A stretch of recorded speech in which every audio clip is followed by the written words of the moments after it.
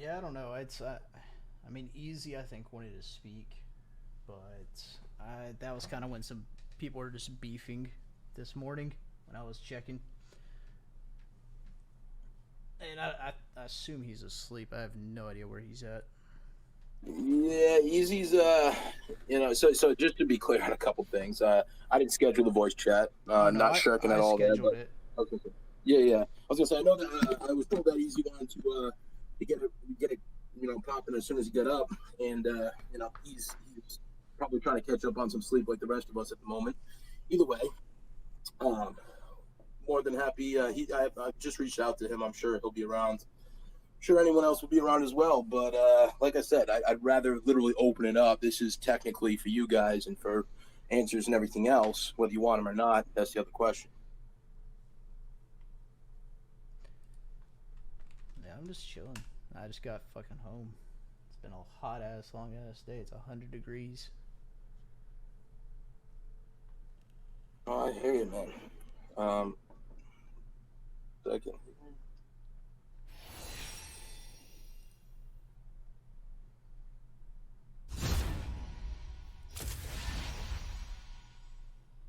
Hey, yo. All right, anybody trying to run some league games?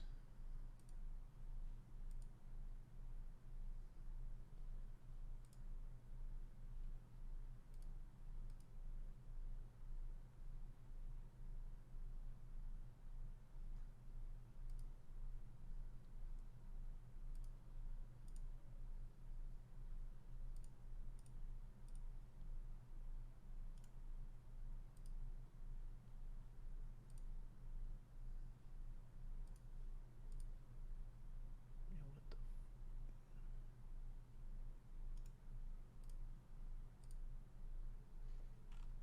How's Arthur doing? I want to hear from Arthur first and foremost. I second that. Is he here? We're gonna be I fucking mean, I know he's friends in the too. chat, but Yeah, he had a lot to say. Maybe we can get him the information he's looking for, get him some answers. He's very vocal, and I think he needs a friend. I'm here for him. I just want to hear from him. ooh, this is interesting. For anybody that uses Arbitrum, it is off topic, but for anyone that uses Arbitrum, you can do on-chain alerts with Nansen now.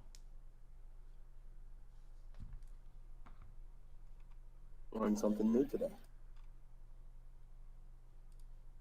It's actually pretty nice.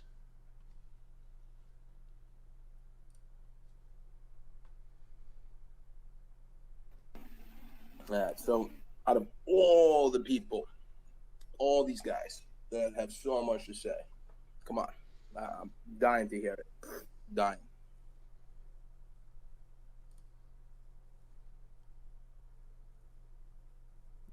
I think we gotta challenge them in like fucking whatever game they play. What's everyone's This game thing choice? on?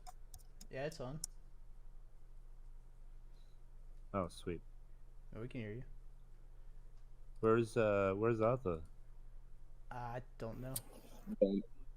Don't Oh, know. he's here. I don't know these fucking people. I was gonna say, I think he had just rolled in or Arthur's something like famous. I want to hear his backstory. So I want to wanna hear his clear it whole up. life. Is Arthur? Where does he stand in all of this? I can't tell. Because I read some messages and like sometimes it's like he is Depends who's like in the in room. support, and then sometimes he's not. I can't tell what his actual opinion is. Arthur saves space on both sides. I'll give him credit for that. He does one hell of a job. He's one hell of a double agent, that's for sure. He's the mole. I don't know about all that, but definitely one hell of a Professional double agent. troll. I gotta give props to professional trolls.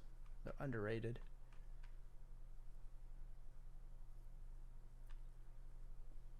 What's I'm a going on, basic guys? troll, but I'm working on it. All right. So once again, I mean, if you've got absolutely nothing to say, then there's, I don't know. I don't think we have to be here. Makes life easier. Life is great here. Otherwise, so I mean, no yeah, discussion whatsoever. if no one wants to join in, I'll close the VC. But Oh, I can leave it open. I'm gonna be pretty much AFK. Yeah, I mean, I can definitely, I don't mind manning it. It's just that there's not too much to say that's already been said, and that no one gives a fuck about anyways. Apparently, if that at least on that side of the aisle, everyone that's engaged is engaged, and they kind of know what's good. As far as people on the other side, I don't think there's much sway in that opinion at the moment, or at least optically. That's the funny part. These guys, they talk. No one walks, though. No one comes up here and chats for the most part. No one, no one debates. No one has anything to say. So, I mean, I can't possibly tie up more time on that. Oh, good, man. I've got more constructive things to do anyway, too. But damn, there's a lot of people on the VC, eh? Oh yeah, man. I think literally, I don't know why, but shit, Jerry let me know that I was just finishing up, fucking hopping out of the shower, man. Everyone's like, when voice chat, Thinking, jeez, that's quite the turnout for I don't know what exactly, but let's just have some uncomfortable silence. I have a question. Shoot. What is the next step for the investigation? Like, what are you guys waiting on? What can we expect in the community here in this channel to? What's next? Like, what's the plan for getting to the bottom of this? For sure. So just to clarify, when you say get to the bottom of it, so are you looking for more evidence? I mean, what are you looking for? Just so I understand. Oh yeah. First of all, I guess I'm a little confused about the evidence you guys have put forward is compelling and very convincing. I'm just curious. So I'm not here to argue or anything like that. I'm just curious as someone who's largely been an observer in the chat of what you are hoping will happen next. Yeah. Oh, and real quick before you cover that, John, I've spoken with Rogue, or I've seen him chat in other chats. I mean, he's a good guy, so he's definitely not trying to come across wrong. I don't care where you're at. You come you come hospitable. It's always going to be hospitable. So that don't matter. I appreciate it, man. So yeah, definitely. I think I come hospitable. All right, cool. Yeah. So really to answer that up, I want to be clear on a couple things. Number one, I have nothing to gain or lose here. So, the outcome is pretty much relevant to me with this project, but with the idea of the space, it's something I'm passionate about, something I spend full time in. We have to self-regulate, as I've said since the beginning, right? We can't be letting shit like this just go unchecked. It's completely ridiculous. Malicious and possibly, or I shouldn't use that word per se, but whether it's malicious or whether it's just outright, laziness and not taking ownership, regardless of what vector size you want to look at, this is just, egregious. And from my point of view, that this stuff goes unchecked. So really at the end of the day, as far as what the outcome is, I think that compiling stuff in a way that clearly, for lack of a better term, the smooth brains can understand, I guess, it is what it is. It has to be friggin' kept broken down. Initially, when he got involved with this, from my point of view and from what I had seen and from even what Tenshi and other people had said, stuff I had talked about from the beginning was kind of a main focus point, as well as other more recent events that were, questionable that on-chain data backed up, right? So those things being gamification of Rev, P-Rev, and then this extended pause, as well as, these 6 wallets have been watching since early on, as well as, the movement between them. And, on top of that, there's obviously a per block transaction, or I should say per block allocation that's going directly to Forex's wallet. So a lot of people don't know that either. So, when you say, oh, those 6 wallets are the taxes or whatever else, I've heard all crazy fucking excuses. No. The taxes are baked into the contract that's paid out per block, actually. So that's not true. Either way, that's all the stuff that I was looking at initially. So it was actually like 2 or 3 piles. So let's call it 2.5 piles initially, right? And to be fair, I didn't know exactly what I was getting into, and that's not in a bad way. It's actually in a overwhelmingly ridiculous down the rabbit hole way, because as soon as looking into certain aspects of these, and then people that are actually much better at this than I am, and people that are just educated in general, popped in all different pieces to the equation. And I mean, now things have gone so deep that come to find out blacklisting was bullshit. You could sell after blacklisting. There's been issues with that. I mean, some people knew that, some people didn't. I didn't know that. I mean, I don't pay attention to that shit. It wasn't relevant to me. So there's all these pieces that kind of come together. And I think really that at the end of the day, compiling it in a report format or in some sort of format where, you can kind of storybook, picture book, read it and say, oh yeah, this is what's going on here. And then, take away what you might from that is obviously got to be the way, because otherwise people they balk, or they just continue to talk about, some dude's penis size or some shit like that, So, I mean, whatever. At the end of the day, like I said, I'm really indifferent, because I know what's good for me. I know what's good for the people that, I got into this for, and, Jerry included, shit like that. But I think that the end game really is to bring the clarity to the situation and say, all right, this is shit that's going on. I don't give a fuck if it's printing. I don't give a fuck if, so-and-so claims they made money or did make money, or they're under the illusion that they are making money or did make money because over a period of time they made 15 out of 50K in the first week, and it's going to print forever. No, that's not how this shit works. It can work that way for some people. It's not how it works. So with all that being said, kind of cutting that illusion factor and, trying to get the people held responsible that, need to be in one way or another. And I mean, once again, it's all about this self-regulation within the industry. For those people that are claiming, oh, you're killing this shit, you're killing all these projects, that's fucking bullshit. If people know what the fuck they're talking about and have the DD to be here in the first place, then that shouldn't kill the project. That's why I don't give a fuck what you say about, my project or anything else, because the people that rely upon me, you're not going to change their opinion, ever. So at the end of the day, that's what it's about here, is surfacing this stuff, letting people, understand what they're seeing or not seeing. And from there, they make informed decisions. If those people can't make informed decisions, then, I don't know what to say. But getting it out there so that it can go out to whatever these people that are affected feel is necessary.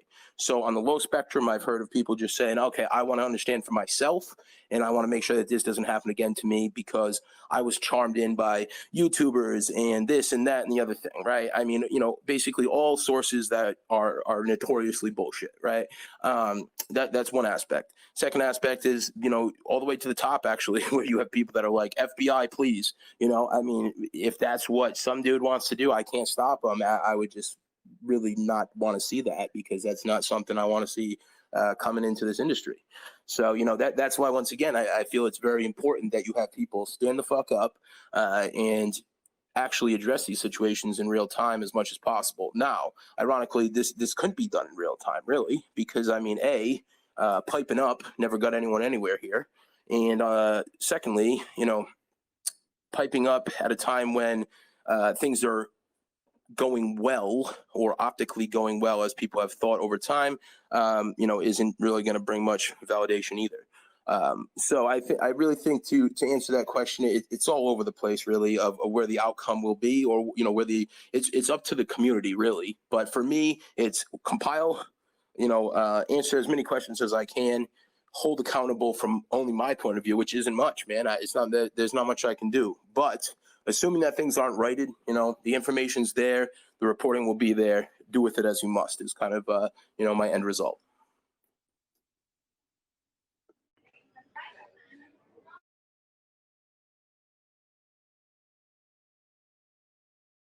I hope that sufficiently, answered your question, Rogue. By all means, you can call me.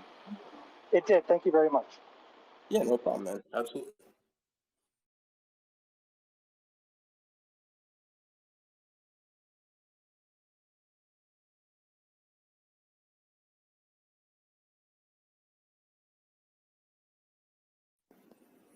Also, word on the street is that a bunch of people thought this was at 7 o'clock. I don't think it's going to change really anything, but I guess for what it's worth, I'll keep it open to at least then. If no one else is trying to come up here, that's fine. Like I said, it's definitely ideal either way. So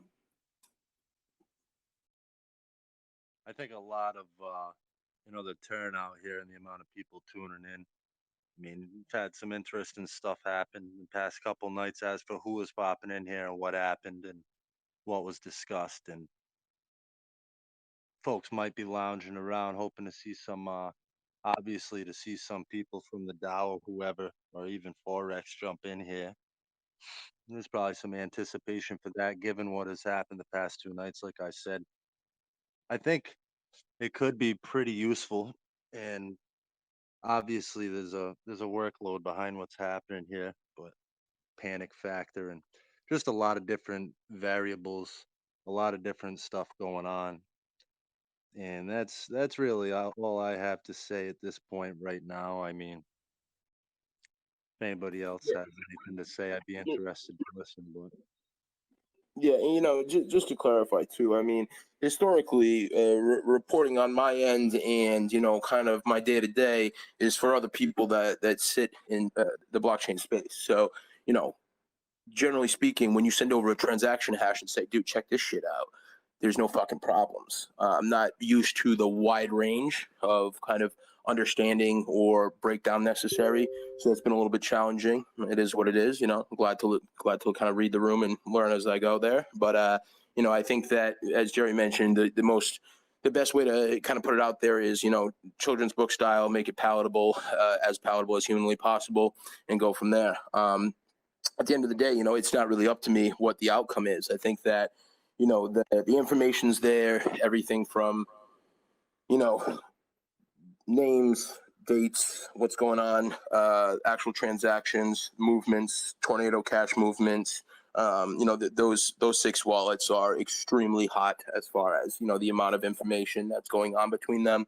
I mean, there's just a treasure trove of information to look at between just those 6 actually alone. But along the way, I think that, for me, this is kind of just figuring out the best way to put it out there for you. Because, once again, I understand all the trollers and I understand, kind of all the fudsters from the other side. But it's definitely interesting sometimes to surface things in a way that's palatable for everyone. So, working on that and kind of not, I don't want to say dumbing it down because that sounds offensive, but, making it as easy to understand as possible. Because even some of these situations that have been brought to my attention are over my pay grade for sure. And to be fair, a lot of those I don't think were intentional. But there's definitely some stuff here that doesn't happen. So.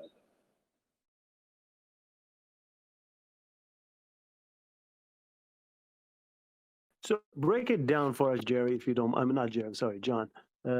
So just to recap from yesterday, what happened yesterday and the day before, and all your investigation and what occurred. So everybody will catch up and be at, this is basically the baseline. So there are allegations that there is some movement or between the hot wallets, and that is raised suspicion as to this is intentional, this is planned, and that's the allegation here, and that's basically is designed to be drained. Is that what we talked about? Yeah, so definitely, I appreciate the recap type thing. So I don't mind recapping, and you're gonna have to forgive me because there's a lot of shit here, right? So from the beginning, right? Like I said, this turned over because Jerry got involved recently again for the second time. So I saw a market opportunity, and shortly after getting involved, saw some things that didn't add up for him. And then saw some verbose that, a lot of people were feeling the same way. He read the room in a lot of other groups and saw that there was a lot of kind of disdain for the situation. He also kind of forwarded to me a lot of stuff that people were saying that do have an understanding of blockchain that were just going unheard, right? So that's kind of where this all started. Initially, like I've said a million times, this group was started with literally less than 10 people. It was an internal group only, and this was something for kind of just collaboration between the few of us. Well, that turned into a public group and it took off from there. And initially the main talking points were about the adminment of nearly 30,000 pigs from early on, which were then yielded from that point forward. That was one major talking point. After that, or even before that, was the gamification or the possible vector for gamification in Rev and P-Rev. That was something I pointed out early on. But more concerning along that path was that, okay, well, with all of this and the, give me 1 second, guys. Jesus Christ. As we're figuring all that shit, and checking all this shit out, the fact that there's more and more kind of that were being surfaced as far as, well, okay, here's a bunch of transactions going on between the individual wallets themselves. The ones, like you said, you refer to them as hot wallets. I would say that verbose is only like a half correct, because there's some that are hot wallets, others that are not, supposedly, at least, and I'll take the benefit of the doubt on that at this moment, at least. Some of these are, as forex mentioned, some of them are deployer wallets. Others, they have never been actually named that I'm aware of. In fact, like the big answer was that, I don't really know, or not that he didn't know, but that he wasn't uncovering what those were, I guess, which, I mean, hey, if that's cool with you guys, then I guess, whatever. But I feel like the big moment was that not only was this stuff there, it was not surfaced, and then when it was surfaced from whether it was from this chat, from other people at the same time, whatever, it took on a life of its own. Where now, when he had kind of answered to it, it was that, well, this is from XYZ. This is from 2 of these are mine, and the other 4 aren't, right? And my question immediately was that, well, the other 4 aren't his. That's great, but what are they, and what are they being used for? Because these wallets have had multiple movements between them, as well as all different large amounts of BUSD yield that have kind of panned out in all different directions that shouldn't really be happening given the way that this was set up. Because one of the big answers for this, and I'm not sure if this really came from Forex himself or just this was the hive answer from the other side, was that, oh, well, of course he needs to make money off of it. These are marketing funds, development funds, all these different types of funding. Well, no, that's actually baked into the contracts. That actually comes out, like I said, on a per block basis, regardless of the status. So that's where that 10%, 15%, 20%, I've heard all freaking different numbers. That is actually where that comes out from. So from there, when you look at those wallets and you say, okay, well, assuming that these 2 that are publicly known to be deployer wallets, the other ones are not fingered in any way. We don't know whose they are. At the same time, there's movements between them, right? So one appears to be a wash wallet, for lack of a better term. So wallet number 4, as known in this group, if you look on the mainnet side of things, has engaged with Tornado Cash numerous times. Just to break down today alone, let me pull up some notes, because I want to make sure I kind of quote all this correctly.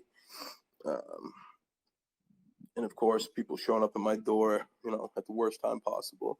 But so let's see. So, wallet number 4, earlier this morning has sent just under 100,000 to a outside wallet. Right now, there's many different ways that this could be kind of explained. Okay, yeah, this wallet is a Forex's wallet or someone else's wallet. They're taking profit, right? I'd like to remind you that there's profit that has continuously come in this entire time, even during pause. Massive, beyond anything that anyone else is pulling out. That previously was not so like I said, about 100 grand was coming out and going to a wallet that was not previously known, right? So that was one thing. There's $200 million sitting in that wallet, and that has happened, kind of on the DL quite a few times. That same wallet 4, like I said, has also been engaged in tornado transactions that were coming from wallet 5 and wallet 1. Wallets 1 through 3 pulled around 150K out of the system from March 2nd to March 8th.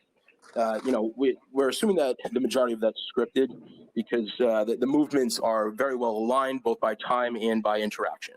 So these events are kind of all in place where they're tied together. So obviously Forex knows who these wallets are and what they're for, quote unquote. Whether he has to kind of say that stuff or not is really up to you guys. But as far as the adamance of, okay, the transparency factor, there's tons of yield that was being taken off the top in the very early days, and that has continued throughout. End of story there. There's tons of, different aspects and ways that people have kind of spun that and said, well, this is okay to me. This is, not okay to me, all different scenarios. Well, just the facts are there that it has taken a substantial amount of money out of this ecosystem. This is on top of the taxes and all the other stuff that is mentioned in the white paper, which are built directly into the contract. So I want to be clear there, because I've heard people say, oh, no, that's not the case. Well, no, it is the case. Besides that, wallets 1 and 3, like I said, can be tied together by, the same exact actions happen at the same times. That's pretty straightforward. Wallets 3 and 5 can be tied together by happening at the exact same time, as well as the same actions. So the wallet 4 connection is a little bit weird, because now there's not quite as much connection between the others. But like I said, that's the one that's literally transmitting through Tornado. I would be very hard pressed to hear anyone's input on why a legitimate project, or no, I shouldn't say legitimate project, but what is a legitimate reason for tornadoing, large amounts of funds numerous times. Can we mute whatever that background noise is, please? But tornadoing this stuff numerous times in order to kind of obfuscate. Obviously, we all know should know, but what Tornado Cash is used for. If this is a hard-coded wallet within the project, then there definitely should not be any reasons to be offloading to Tornado to obfuscate. Bottom line, I don't see any value in that. I've never heard of a marketing firm or any other person that wants to get paid via obfuscated transactions. That makes no sense to me. Wallet 6 has a trail to a outside wallet as well that also had a shit ton of money in it. So, these are all multi-hop transactions as well. These are not straightforward. So it's not like someone's just going and sending 200K from me to Jerry. They're sending it from me to, person A to person B to person C, then to Jerry every single time. Now, those 3 hops in the middle or 2 hops in the middle sometimes do change, but generally it's the same couple of hops with the same wallets. There's also wallets that are single use. We saw this also with Ray in his wallets that he had publicly in his YouTube videos. And I mean, that's out of scope for this current discussion, but these single-use wallets that are used in order to export funds, and that is it. Which I mean, once again, I would just call into question why that is. This is not something that we see unless there's generally malicious actions.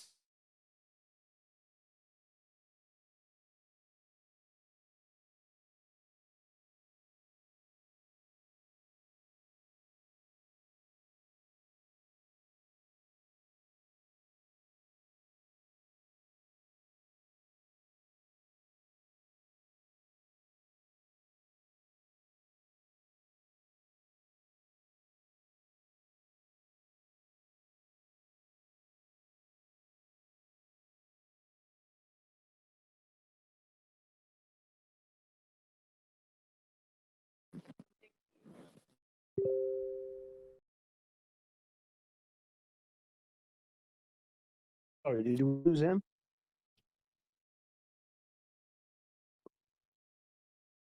Gotcha.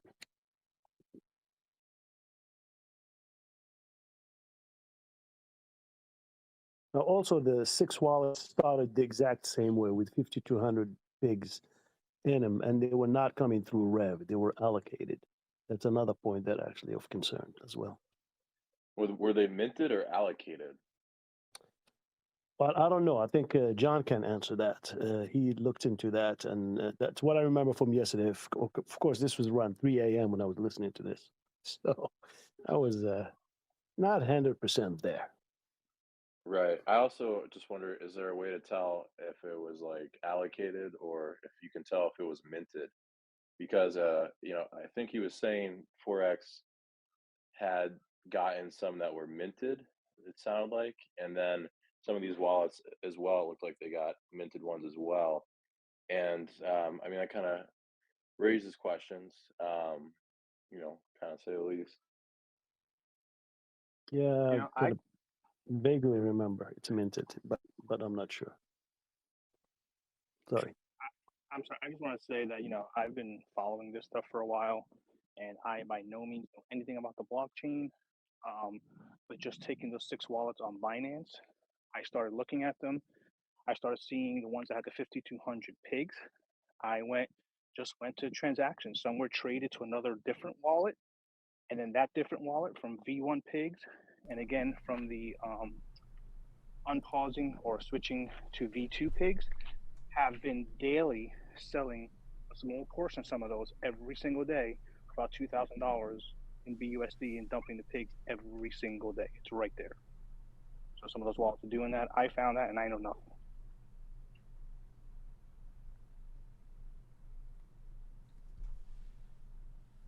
Yeah, sounds like a dev wallet to me, but again. Can I ask you a question? Yeah. Was that did you say that they were selling pigs? Yes, wallet number one, if you want to count it that way, I just put it to Binance Smart on the scan, saw the wallet, I saw the transaction of the pigs. I, from there, clicked on, I think, a different wallet, and a couple of steps in, you can see there's a transfer. Once you see the transfer, there's about 33 transactions from 53 days ago, received pigs in, and then over 2 days proceeded to dump. Has anyone got wallet one they could just like, I'm outside, but I'd be happy in about 5 or 10 minutes unless John comes back to share it. I'm just walking my dog. Someone else will probably have it. I'm not too sure which pin message it is. I can go back to the pins and pull it up. Yeah, John will be back in a minute, you guys. His phone died, and I'm personally trying to get my kids off to sleep. It's 8 o'clock over here where I'm at, so forgive me if I'm in and out spotty here, but John will be back with you in a minute. Yeah, I'll get you the ones here. Let me see my notes here 1 second. Cheers, man.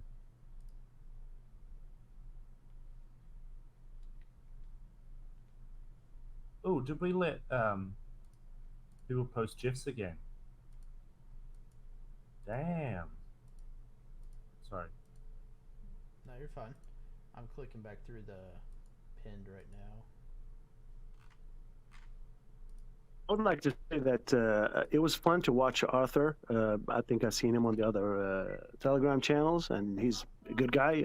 I think he came in hot, just messing around. But I would like to hear his point of view after he heard this. At least the what we dealing with here. Snowy, I thought it was a joke, and he's just gonna come in. But it would be good to come in and say, "You guys got a point," or "Is it something worth looking into?" or something like that. It would be interesting to hear it. I forwarded it into the chat. No, I will say, I had request in my DM to have him muted just temporarily due to, I guess, the nonsense and spam. I did warn him. I see him on the call. I'm more than willing to also unmute him. Yeah, I see him on the call. He can just unmute himself, I think. Is he in the call? I haven't looked. He's down there. I see him. If he wants to join in, that's all for it.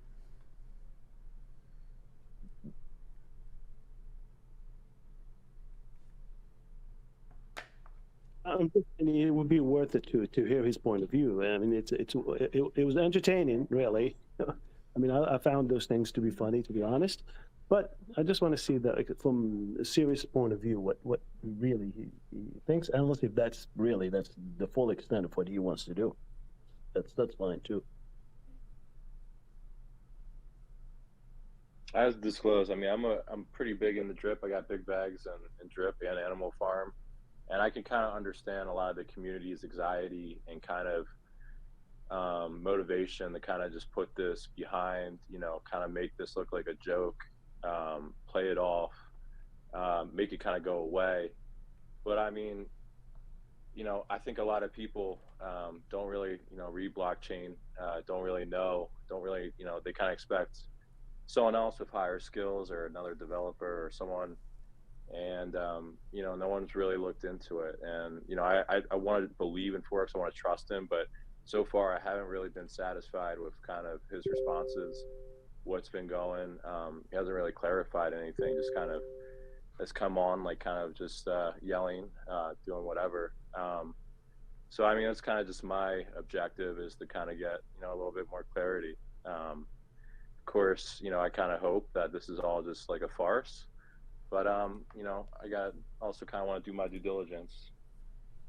Yeah, and I mean, I've put out multiple posts in multiple different groups that I hope this all pans out well. I know I put a post in here earlier. Like I regardless of outcome, I mean, I'm hoping for the best at the end.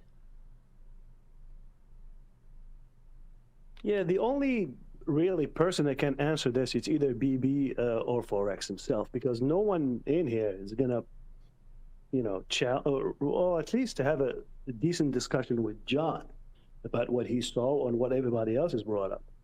So it's almost like one-sided, and the allegations are sticking. So until they're being disapproved. Hey, so there is some AFP cells in wallet one, like quite a few of them, right? On what, fifth of the third, pancake swap. What's that? 6.45 for 1,400 buckers. 2.6k. 2,000.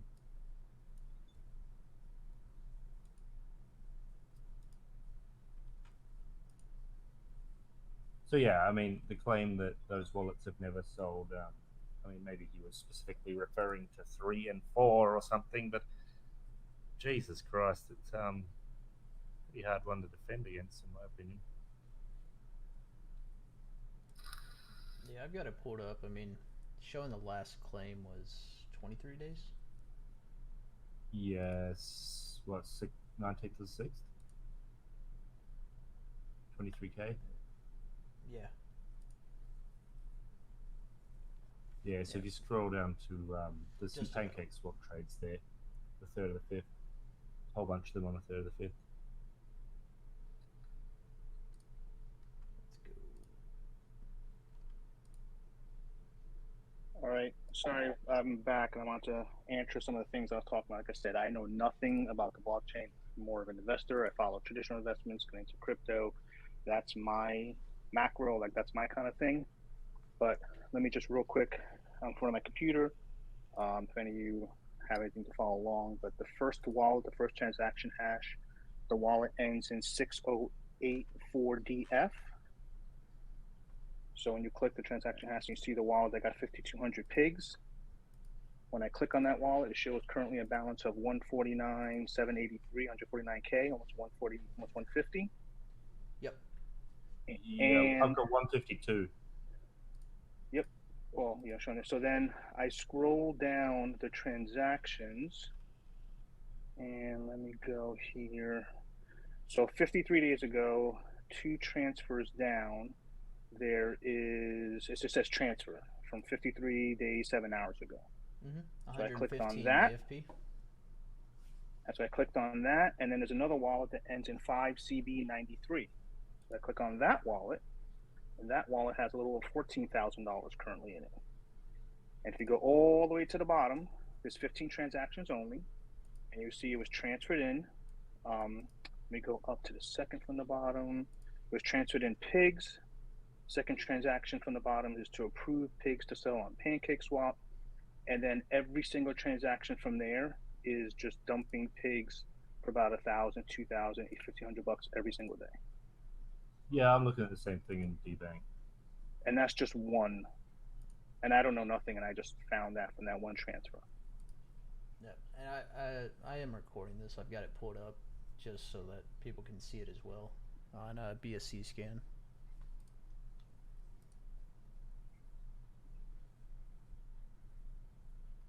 Yeah, and I scroll down. Let's see. There's a Damn, transaction. that was some lucrative pig pen staking, eh?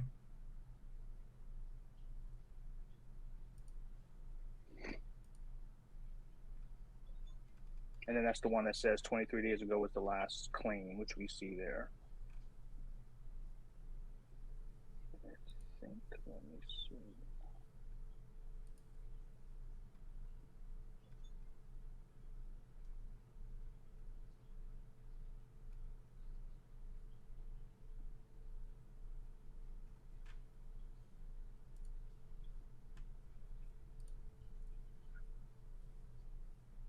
And even that wallet that has the almost 150,000.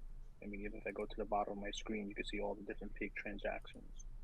in the USD transactions. Yep. Wallet 2's got about the exact same. There's another one, I gotta find it here. I just lost my. Let me go back.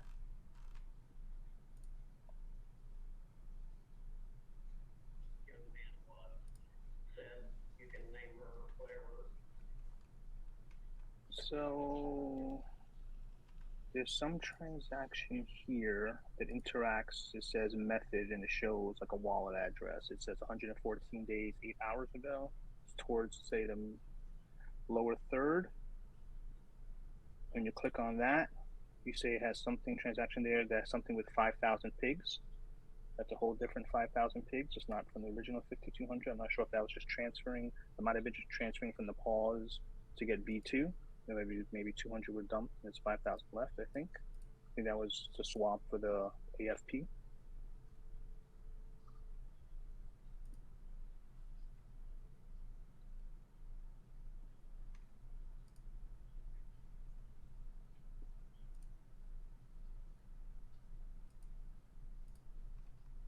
Transaction hash of claiming rewards for 7K BUSD.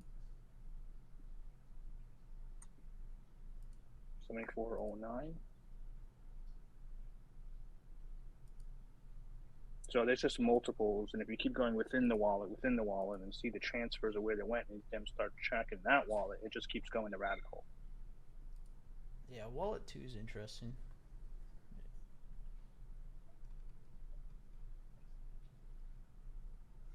Because you can see on wallet 2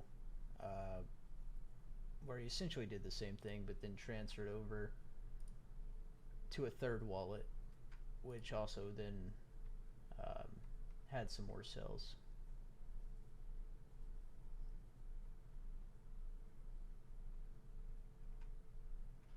My apologies, folks. Got rugged to shit on that one. Gotta love it. You're good. We're just going through the wallets and transactions, and I've just got it pulled up on my screen on the recording. Awesome. Sounds like a plan. Oh, yeah. You have it on your screen somewhere? Yeah, because I'm recording it, so I've got it up on the actual recording, going through it as y'all were talking through it. Oh, I'm trying to find where is it. Oh, we got to record it. Aha. I see.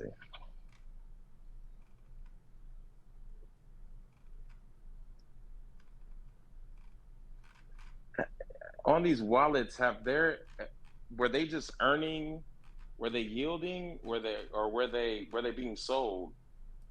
Like what was happening with these wallets right after when the farm launched, all the way when it went up to like 800 and came back? What kind of benefit was happening on these wallets? You know that?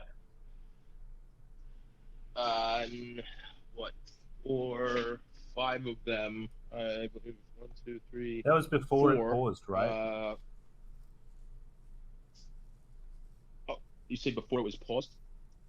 That's when it went up to 800. Before it was paused. Yeah, before it was paused. Yeah. Oh yeah. This is we're talking from day one. Like after, so when Manor Farm turned into Animal Farm is when I would assume that's about the time that it happened. I mean, I don't know what day Manor Farm turned into Animal Farm. You can work out what price he sold them for, like what's 7.86 divided by 2,500.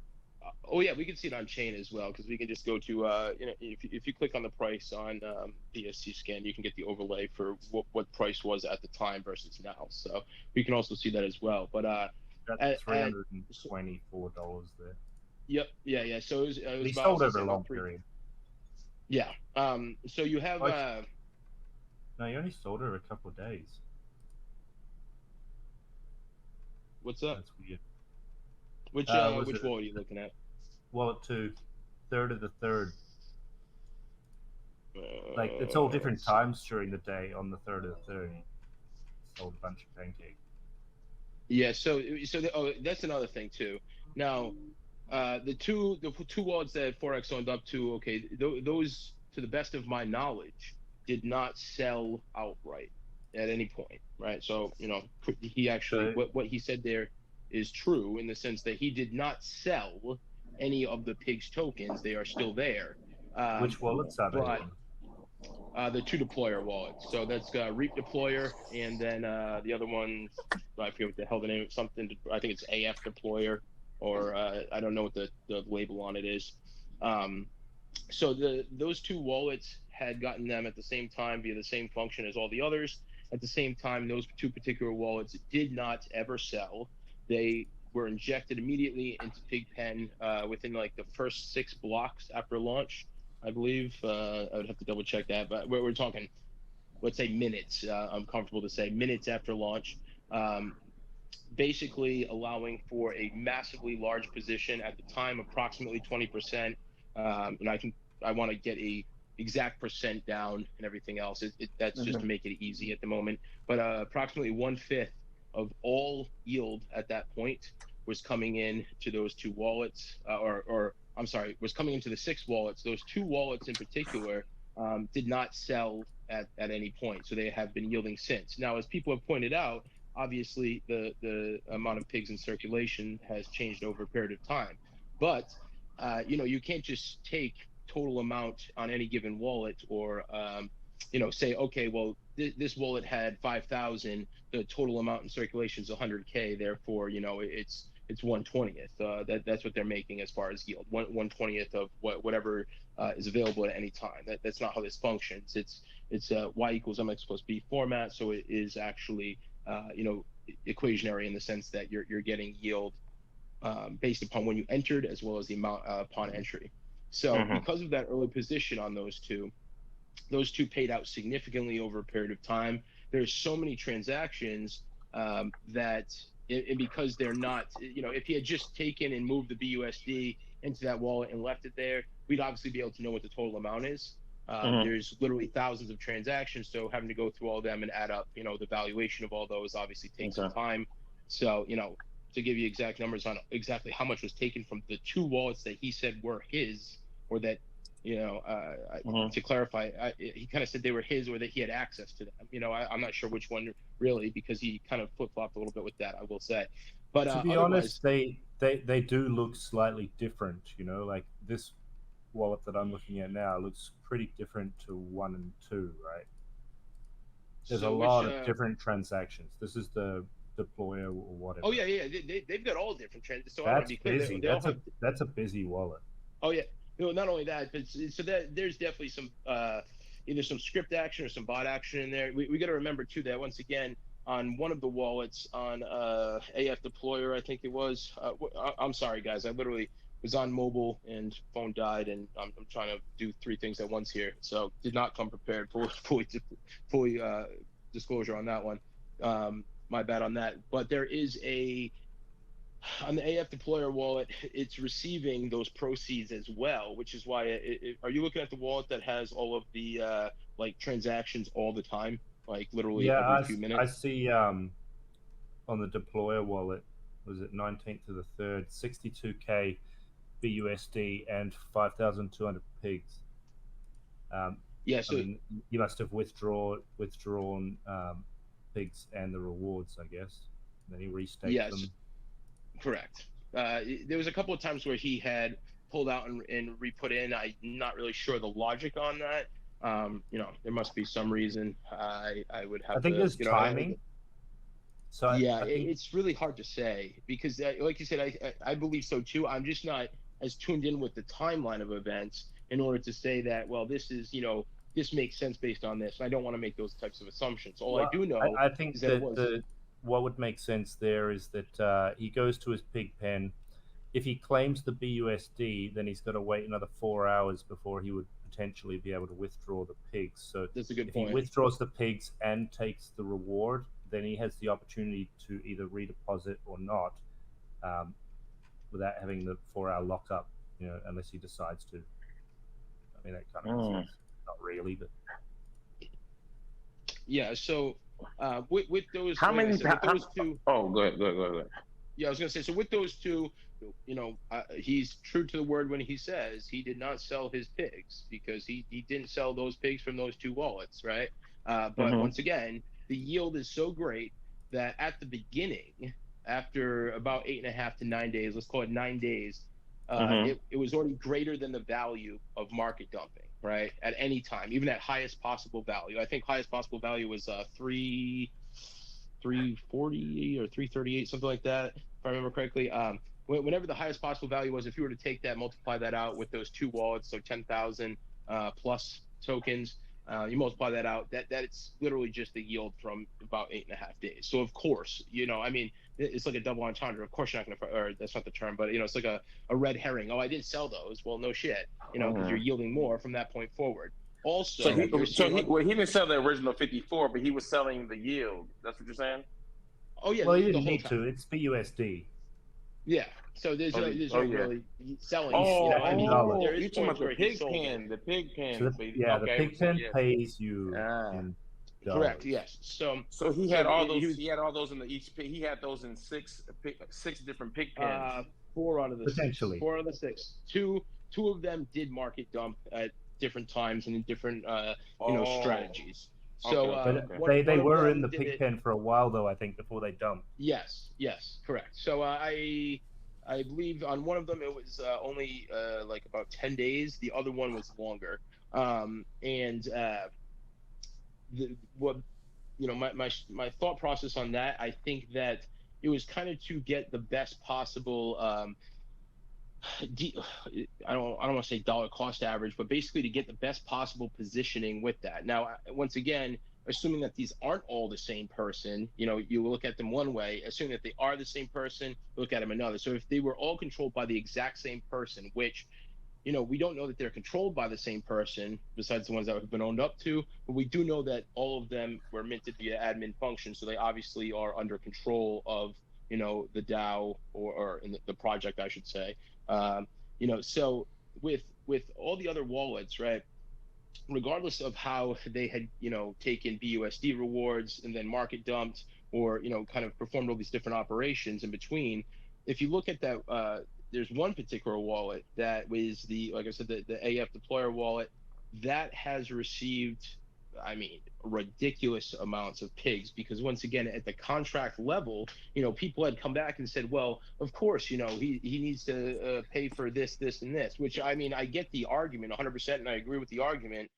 I don't think that was brought up in the correct way and, kind of allowed to be, let's say, voted on, or transparent is really the term to use. Sorry, guys, I'm tired as fuck, so I'm all over the place today.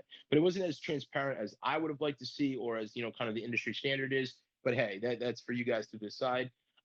Second to that, though, the part that's kind of more concerning, if you will, is that it's with that being hard coded, that AF deployer wallet is hard coded in there to receive pig rewards, or mint pigs, basically based on block.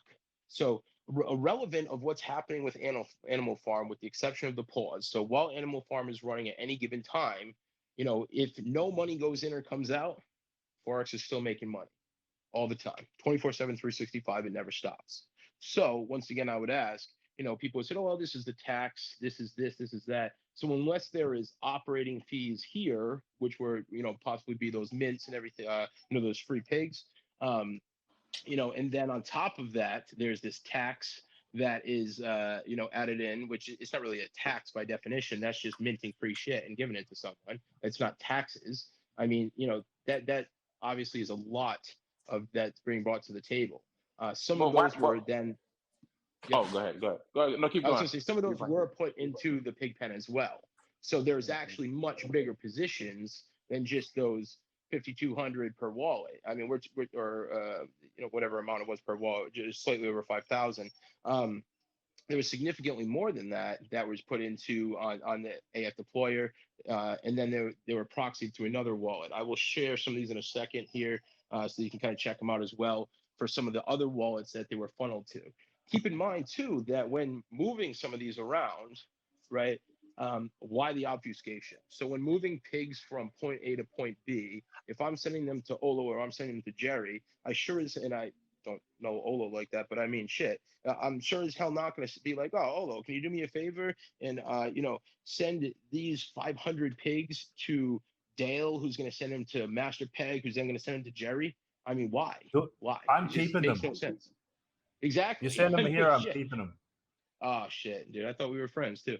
But you know, I think that you know that's definitely something to look at, right? Why all the multi hops on multiple occasions, right? And then the one Why so wallet. much Safe Moon? Oh, did you see the 200 million wallet yet? That I pinned that early on. But so basically, the offload wallet, which I assume to be, once again, assume. I like to be clear there. There's a 200 million wallet. I'll post it right now. Where I believe that this is Is it you a know double A his. 40? 1 second. I just. Oh man, nothing's cooperating. It's gonna be one of those days. I can tell nothing's cooperating with me today. So let's see. Um, I'm gonna the There's ping. one some that has there's some wallet 200 that mil. Oh, is is the one that has Scratchy's gonna save this? 285519. Let's see. Ends in no, I think it's 426C. Give me a second. Yeah, I'm Oh, pulling these up one by one on mobile here, unfortunately. Hey, So no, this is the one that I'm looking at. It ends in EAA40. Okay, so that's the Uh, one I was looking at. Yeah. All Yeah, right. that's funneled through a few other transactions. So if you go to the history on there, which on a lot of platforms, a lot of aggregators, unless you go direct on BSC scan, it actually won't even aggregate because the amount of botted transactions and other random shit that's coming into there, it literally breaks DBank, it breaks Nansen. I mean, shit. Mhm. I mean, give whoever credit there that they're literally breaking UIs because it can't load that much data because it's not a contract. It's like, what the fuck is going on here? Why is there this many transactions? Which there's nothing wrong with that. But, altogether, there's that multiple multi-hops, and it's not always two. Sometimes it's three. I think I found only a couple cases where it was a one hop where, okay, yeah, we're offloading here. And just to be clear, never once was there a profit taken in the middle. So it's not like I'm saying, okay, Olo, send these to Jerry and take 10% for yourself or take 10 for yourself or take one for yourself. It's literally just funneling through, and I can't think of any valid reasons that would be. Why wouldn't you just send direct? Keep in mind too that this is going alongside where at only on one transaction that I am aware of currently, that it did pass through Wallet 4. Wallet 4 is the ambiguous wallet today. That is in my opinion, what I would consider the smoking gun when everything kind of comes together. There is some stuff we know about it, nothing that I'm really too comfortable about, making giant claims without tons of substantial evidence, especially stuff that can be easily understood. Because what we currently understand is things that are relatively high level, and at the same time, I'm going to be honest, even some of them are above my pay grade. So people bigger than me ended up picking this up, just to be clear. So with Wallet 4, that is the one that on one particular occasion, Wallet 1 to Wallet 5 had moved a relatively small amount. I believe it was 280 pigs. And it had taken a one hop into three, one hop into another outside wallet, and then another. So I'm sorry, from one to secondary to three, to four. Geez, I'm all over the place. One to a secondary to four to another tertiary to five. Now that four wallet is the one where, like I said, on numerous occasions, please pull that up and look at both BSC and ETH mainnet. There is quite a few Tornado Cash transactions. Also, too, so with Tornado Cash, obviously it's an obfuscation tool, right? We know what that is, but there is methodologies to use, such as what we call chunking, in order to look at or trace these funds. Now, due to the timeline and the fact that so much time has passed by the time that we're able to look at this, it's probably too far along to kind of put all the pieces together. But in general, what can be done is you can say, okay, well, a good example would be if you move 2,220 of something, the way that it works is by breaking it down into chunks of, multiples of 10. So 10, 100, 1,000, let's say, right, on one side. So you deposit, you get keys, in order to withdraw. On the other side, when you pull out, it's going to move them out in that amount. Now, you don't have to move all at once, depending on which kind of versioning you're using or which chain you're on as well. But you can kind of look and see, okay, depending on the amount, if 2,220 went in on this side, let's look for two 1,000 transactions. to 100 transactions to 10 transactions. Now, obviously, nothing here is, the amounts are not that pretty. So unfortunately, it doesn't make life easy. There's no known logic really besides that to break these down, with the exception of getting involved with mining pools, directly, like Spark Pool. You can work with those guys, and they can sometimes kind of pull these things apart, assuming that it passed through any portion of their network. But I think that what's to be gleaned from it at this point, and what I'm comfortable to say, is that obfuscation and the kind of lack of any type of other solid connections to the project there is weird to me, because now I would just question, for all the wallets besides the two that have been identified by Forex himself, whose are they, what are they for? And keep in mind, you have every right to know that. This whole anonymous shit, if you want to do that with undoxed developers, that's fine. You need to draw the line somewhere, though. I mean, do you allow all of the assets as well as where they're held to go unnamed and unnoticed? There is no page where you can go and just view kind of what these are for. Is this marketing? Is this paying friggin' Joe Blow? I mean, for all I know, they could all be his. The other four could be random people's. It's hard to say. But with that, performing those kind of very strange actions, why would you hard bake this into a contract, and why would you hard pay into this moving forward? I mean, this is just an optics nightmare. And I mean, I think that one of the big things to take away from all this is that, from my point of view, that a lot of these actions were taken and things were obfuscated when they shouldn't need to be. And on the other hand, things that should be, if you were doing things in the way that you're doing them, they should be either obfuscated, ironically, or just cleaned up so that you're not moving shit through sketchy apparatuses or through sketchy wallets, for instance. You should not have attachments to, a hard-coded wallet in contract that is using Tornado Cash to offload. I don't see any need for that. So that's kind of the just the answer there with some of those. I mean, I know that before I kind of got rugged, I was going kind of from beginning to end, and like I said, my apologies. I'm fucking wrecked today. I'm sick as a dog. But with that being said, I think that the next logical thought process after that, and Olo, did you want to kind of direct traffic here? Anyone want to direct traffic so that I kind of move repetitive, Oh or yeah. don't go repetitively? Oh no. I was just really trying to dig into building the story around these and just figuring out what kind of what people are trying to understand. I just have questions from just laymen, and they're trying to understand how did these four wallets. I mean, how did these 6 wallets. How can it be translated to help people understand how they created some kind of advantage, or how they they took something from the equation of the launch in a way, or did it take it just it did because it really, because what it looks like is he created them, but he funded them, but no, they were never purchased. Is that what it was right there? Can you He say that funded. last sentence one more time? He created these pigs, but he didn't buy them. Is what they're No. saying? Yeah. So that's the biggest, that's my biggest problem here, is that all else aside, if you want to throw all else to the wind and you don't care about ethics, morals, or so like some dude just said, so everyone that fucks with Tornado Cash is malicious. No, that's not what I said at all. Projects generally internally don't have associations like that, though. At least not ones that are on the up and up always. I'm not making the inference, but the most important thing is that these were admin minted. So everybody else in the ecosystem paid for these and paid substantial amounts. I know for myself, with the very small amount of money I got in early on with Rev itself, I paid like fucking top dollar. And then Jerry came in like what? I forget, Jerry, a couple hours later, and paid like 1/3 or something like that I did. I don't even remember. So I paid well over $100 on these, like 148, I think, or something like that. I don't exactly remember. But these guys were literally fully free. And from that, not only do you have the valuation of them themselves, but then obviously that yield. And I don't want to keep repeating myself because we've kind of hit that home multiple times.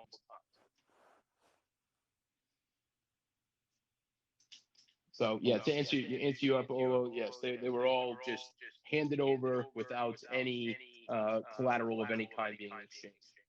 And was there a number that they were initially funded? How much? Across all For some reason, I don't know why it keeps dropping out.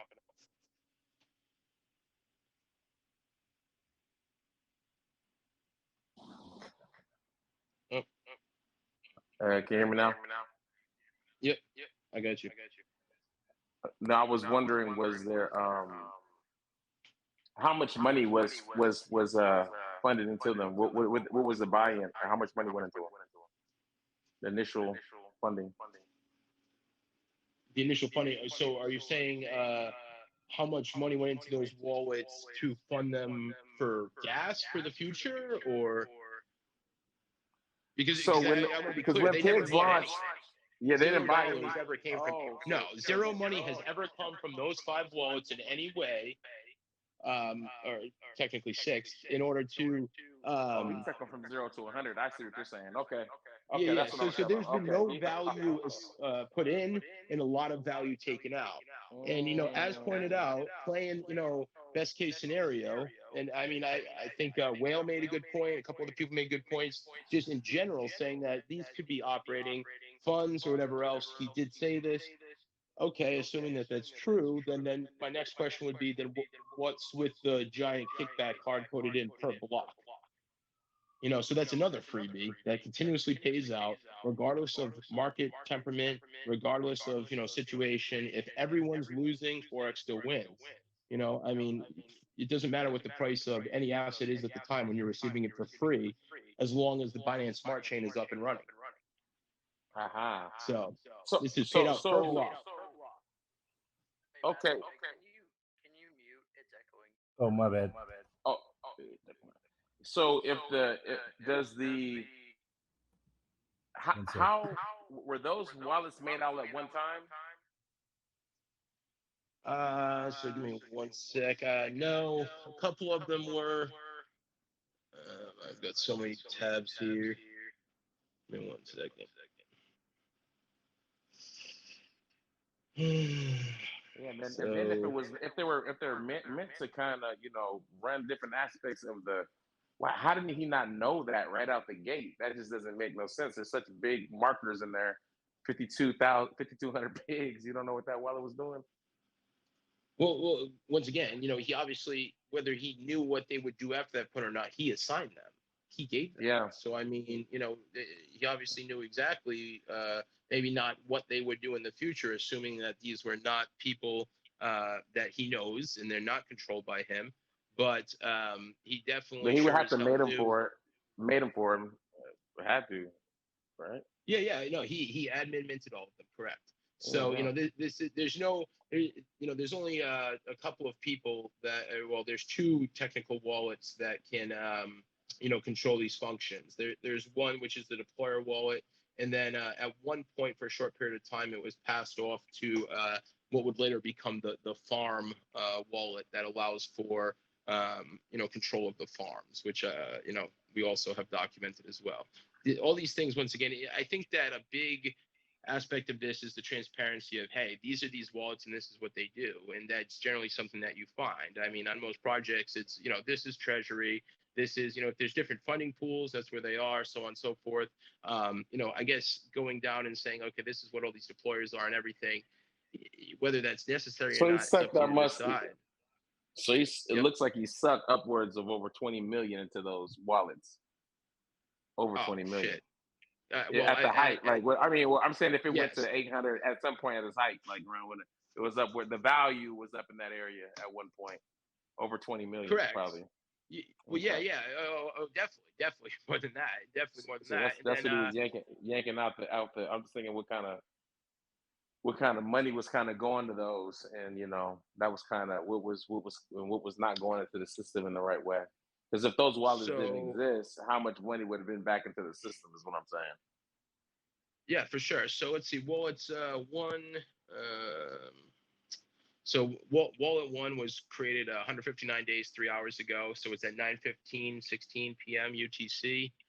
Wallet 2, same day, 9:16:40 p.m. UTC. We did order these in a particular reason. So wallet 3 is at 9:17:04 p.m. UTC, same day, 19 seconds later. Wallet 4 is at 9:18:25 p.m. UTC.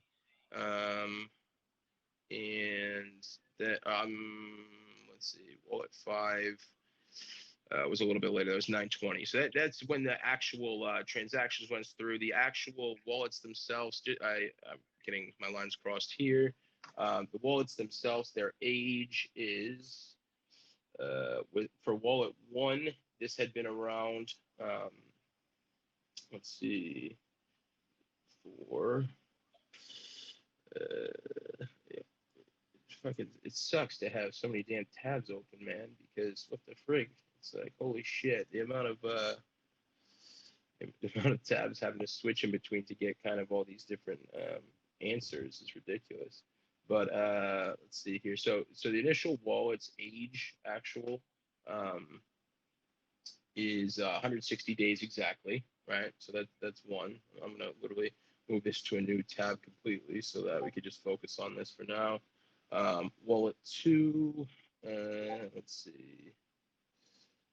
Wallet 2 was, if I remember, basically the majority of these are all around the same time. But let's see. So wallet 2 was 160 days as well. Let's see. Wallet 3, I believe, again, is going to be about 160 days. Let me double check. Yeah, 160 days on wallet 3. Wallet 4, if I remember correctly, the creation on that was a little bit different. Let me pull that. And keep in mind, that's what I would consider the outlier with all of these. You know, that one's a little bit different than the rest because of, you know, I'm not just talking about the tornado thing. You know, you can literally forget that exists, but that's 717 days old. So, you know, it's been in the game for a bit longer. It's currently sitting on 1.5 million as we speak. You know, the history on there, I would strongly suggest, you know, taking a look at that yourselves, just to kind of get some, you know, ideas there, because there's quite a few different things that are going on there over a period of time. Nothing, you know, that I'm going to mention here or kind of confuse anyone with, but, you know, there's definitely some interesting movements there. Wallet 5, on the other hand, let's see here. That guy was, I believe, also that same day. So, no, I'm sorry. So wallet 5 was actually, yeah, so it's the same day as wallet 4. So wallet 4 and wallet 5 were created the same day. All of the rest were created 160 days ago. So let's see here. Both of the others were. Wallet 5 is the reap deployer wallet, so it makes sense that it would have longer age, and that's the one that's holding a lot. And the top 3 means were minted and created the day of the launch of the animal farm, because they went in basically the same time. For sure. Correct. Absolutely. Let me pull this up. So yeah, so wallet 5, and then let's say 530D. That's this one. So you've got 2 wallets that are. Jesus Christ, man, it's driving me nuts. All these freaking tabs in order. 086. There we go. So yeah, so 717 days, 709 days. All the rest, the first 3 are all 160 days. So those are the ones that are created specifically for animal farm deployment, and, you know, for kind of playing around with animal farm as a whole. After that, the other 2 wallets, wallet 4 and wallet 5, I've heard different speculation from the people looking. In my opinion, wallet 4 looks like it's both of them definitely look like personal wallets, but the actual, you know, whose they are and everything, I mean, I can't even begin to speculate. And the other thing here too, let me send this one. So now wallet 6, obviously that's also a little bit of an outlier, right? So BR34P, reap, whatever you want to call it, friggin'. Shit, I haven't even got any. I've heard like 20 different ways to freaking pronounce that. So anyways, that deployer wallet, on the other hand, just to give you an idea as well of kind of how these all align, that one as well was created 952 days ago. So wallets 1 through 3 are all animal farm specific. They were created upon, contract deployment or directly before, right? So these could have been bundled together. There's a couple different ways they could have been created, and there is some receipts for that, but it's really irrelevant how they were created. It's just that they were all at the same time. Wallets 4, 5, and 6, on the other hand, like I said, are all anywhere from 709, 717, and then 952 days. All of them currently are holding, the lowest hanging fruit here as far as valuation would be wallet 5, which has 227,000 in it currently. But actually, I'm sorry, wallet 3 has 162,000 in it at the moment. And like I said earlier today, a few of them had friggin' offloaded. So wallet 4 sent 96,000 this morning with this transaction here, which, I mean, it's not really saying much, but the wallet that it's sent to, I had pinned in there. You can actually see it. That was a $200 million wallet. So that is definitely a user wallet. This is, one of them's actual personal wallet or one of their personal wallets. So, they've definitely got some dough in the game for sure. But as far as, whose it is and the identity of it, not a clue. Not a clue at all.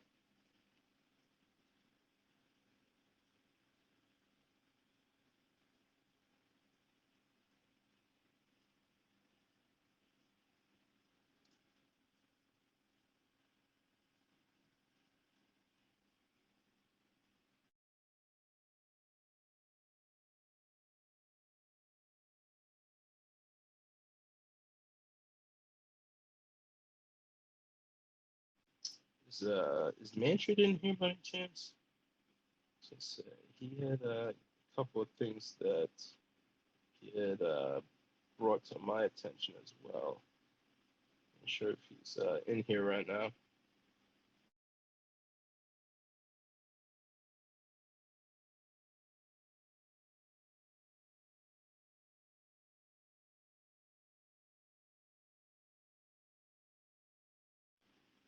No, it looks like he's not at the moment.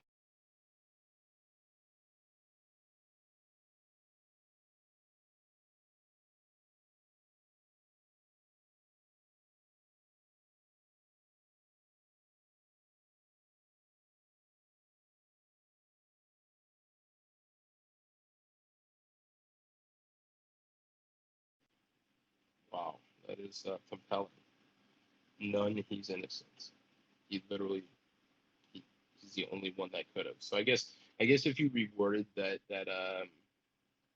question to, hey, how many wallets of 5200 pigs did forex mint or forex or BB mint for himself and all those other wallets to drain the BUSD, then that would be a little bit more accurate, because we don't know exactly that it was him that actually deployed. But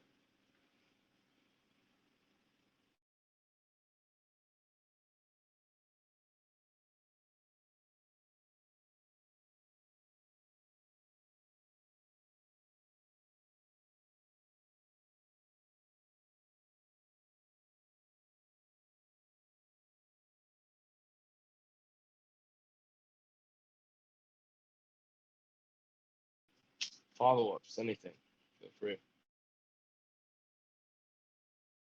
It's got to be him, since he's in charge of it and he controls the liquidity, so he knows when these guys are deployed.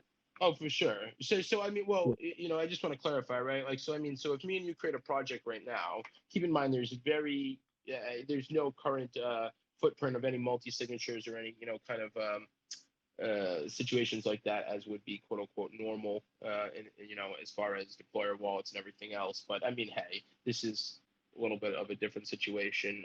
But it's understandable, I guess. But my point is that if me and you create a project right now, create a new wallet in order to deploy from, we fund it, whatever, what's stopping me from sharing the key with you, and we kind of operate that together, right? Now, I mean, obviously the trust factor would have to be 1,000,000, but usually that's kind of bad juju for a few different reasons, because obviously you can fuck me over, or you can fuck the whole project over and point fingers at me, and vice versa. So they cause a lot of things into question there, as far as if that's even something that would be viable for them to do, as far as trust and optics and everything else. But I want to be clear, he definitely knew that he was minting to these 6 wallets. My apologies, I had said 5 a couple of times, because initially we didn't find the 6th one until a little bit later. But once again, technically the 4th one is the one that was the outlier that didn't show up at the same time as everything else. That was a little bit of a different situation, which is why, like I said, I want to be clear that it's not that there's anything that's super sketchy there besides the offloading via Tornado Cash and a couple of pass-throughs, but that's the outlier in every other way. Basically, every other wallet there can be tied together directly through timing or through the function, meaning that either it literally happened at the same exact time down to the second millisecond, or it happened in the same contract call. So if a single contract call is made for wallets, all the even wallets to be made, and then all the odd wallets, or to be paid, I should say, and then all the odd wallets happen at the same time. Those are basically the same thing. Whether it happens in the same, actual execution contract call or not, is really irrelevant. So that's how these are all, tied together.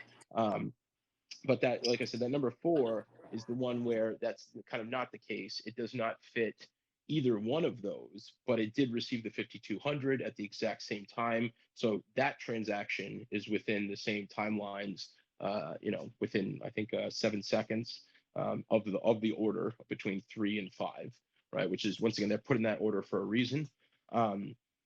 Otherwise, though, everything else kind of falls out of whack with that one. It doesn't kind of go along with the rest of the kind of the flow of things, if you will. So, but as far as did he know that who he was minting to? Yes. Does he know who controls those wallets? Yes. Was it 1,000% him that hit the button to make that happen? You can't say that, because it could have been him, BB, or anyone else with access to that. I mean, for all you know, it's some Fiverr developer that they paid. I mean, who knows? If you want to play devil's advocate, but most likely, obviously, it's the man himself. That's what it's looking like. Yeah, and we got 55% there saying it's all 6. Yeah, so. Yeah, and I think, that's irrefutable, right? So I mean that I just want to be clear that on that poll, that's 1,000% irrefutable. That yeah, this was done by one of these few people knowingly, and they meant to do, they knowingly meant to do it, and meant to send it to those wallets, etc. So obviously that's all irrefutable. There's nothing to argue there. It's not like anyone else could make this happen. It's not like there's any type of exploit that can make this happen. The only way that this could have happened without their knowledge is if one of their wallets was compromised. That's obviously not the case, because they had control of those wallets minutes before and after in order to deploy, and they would have realized this and noticed this. So it doesn't really make much sense. But when I think that the portions of, well, nothing was ever sold, well, if that's true, then that means that according to forex, those other wallets are not his at all. He has no control over them per se, which could be true. I mean, I'll give the benefit of the doubt there, I guess. Those people did, some of them did dump, though, at various times and in different various strategies. So if you look at this as, okay, these are all owned by one person, right? That takes one scenario, because the way that it's all spread out, it's like basically the best of all situations, if that makes sense. So 2 of them were just sit there, yield out, and they made the most value, right? The others, which took actions later in the game, right? So they obviously knew. I mean, these guys are all friends, So if I know that Jerry's sitting there with his 5,200 that were deposited at the same time as mine, and he's yielding ridiculous amounts, then I think that would obviously be shared, and I'm going to go and replicate that so that I'm obviously making that those large amounts. The others, though, did not necessarily do that. They did initially, but then at different points they dumped, repurchased, dumped, repurchased, DCA'd in different directions. Not really. I shouldn't say DCA because it actually didn't follow very much logic, but it just looked like that at points of positivity or negativity with where the market kind of was going inside or the environment of Animal Farm itself. That's when these movements were made. And once again, I can't say that conclusively though, because I never followed it that close in real time, and there's obviously no historical sentiment meter. I mean, there is things like Volcania actually show sentiment graphed out historically, but otherwise I don't know. So whenever kind of the good news was coming, bad news was coming, whatever it was, delays were happening. These do somewhat align with some of those, but that's speculative at best. At this time. But we know for sure the top two were thrown into the piggy bank, right? Or all six? 4 out of the 6 were thrown into the piggy bank at one point or another. 2 of them had not gone into the piggy bank, and they were dumped and repurchased, or in one case just outright dumped. Gotcha. So so like I said, they all almost follow different strategies, if you will. Which I mean, like I said, I'm torn between whether or not it's a single entity or multiples. If you go by what the narrative is, there's different people here. So I guess that would make sense if that's the case.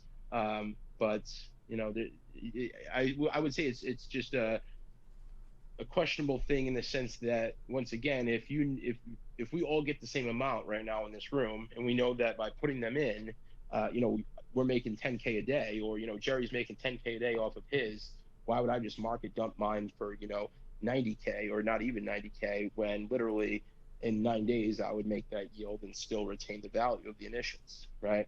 So I mean, I don't want to use like some backwards logic, but that is a little bit strange that someone would market dump them outright. That outlier is number 4, in which case it had just kind of outright dumped. I think there was like some pocket change that was left in there, if I remember correctly.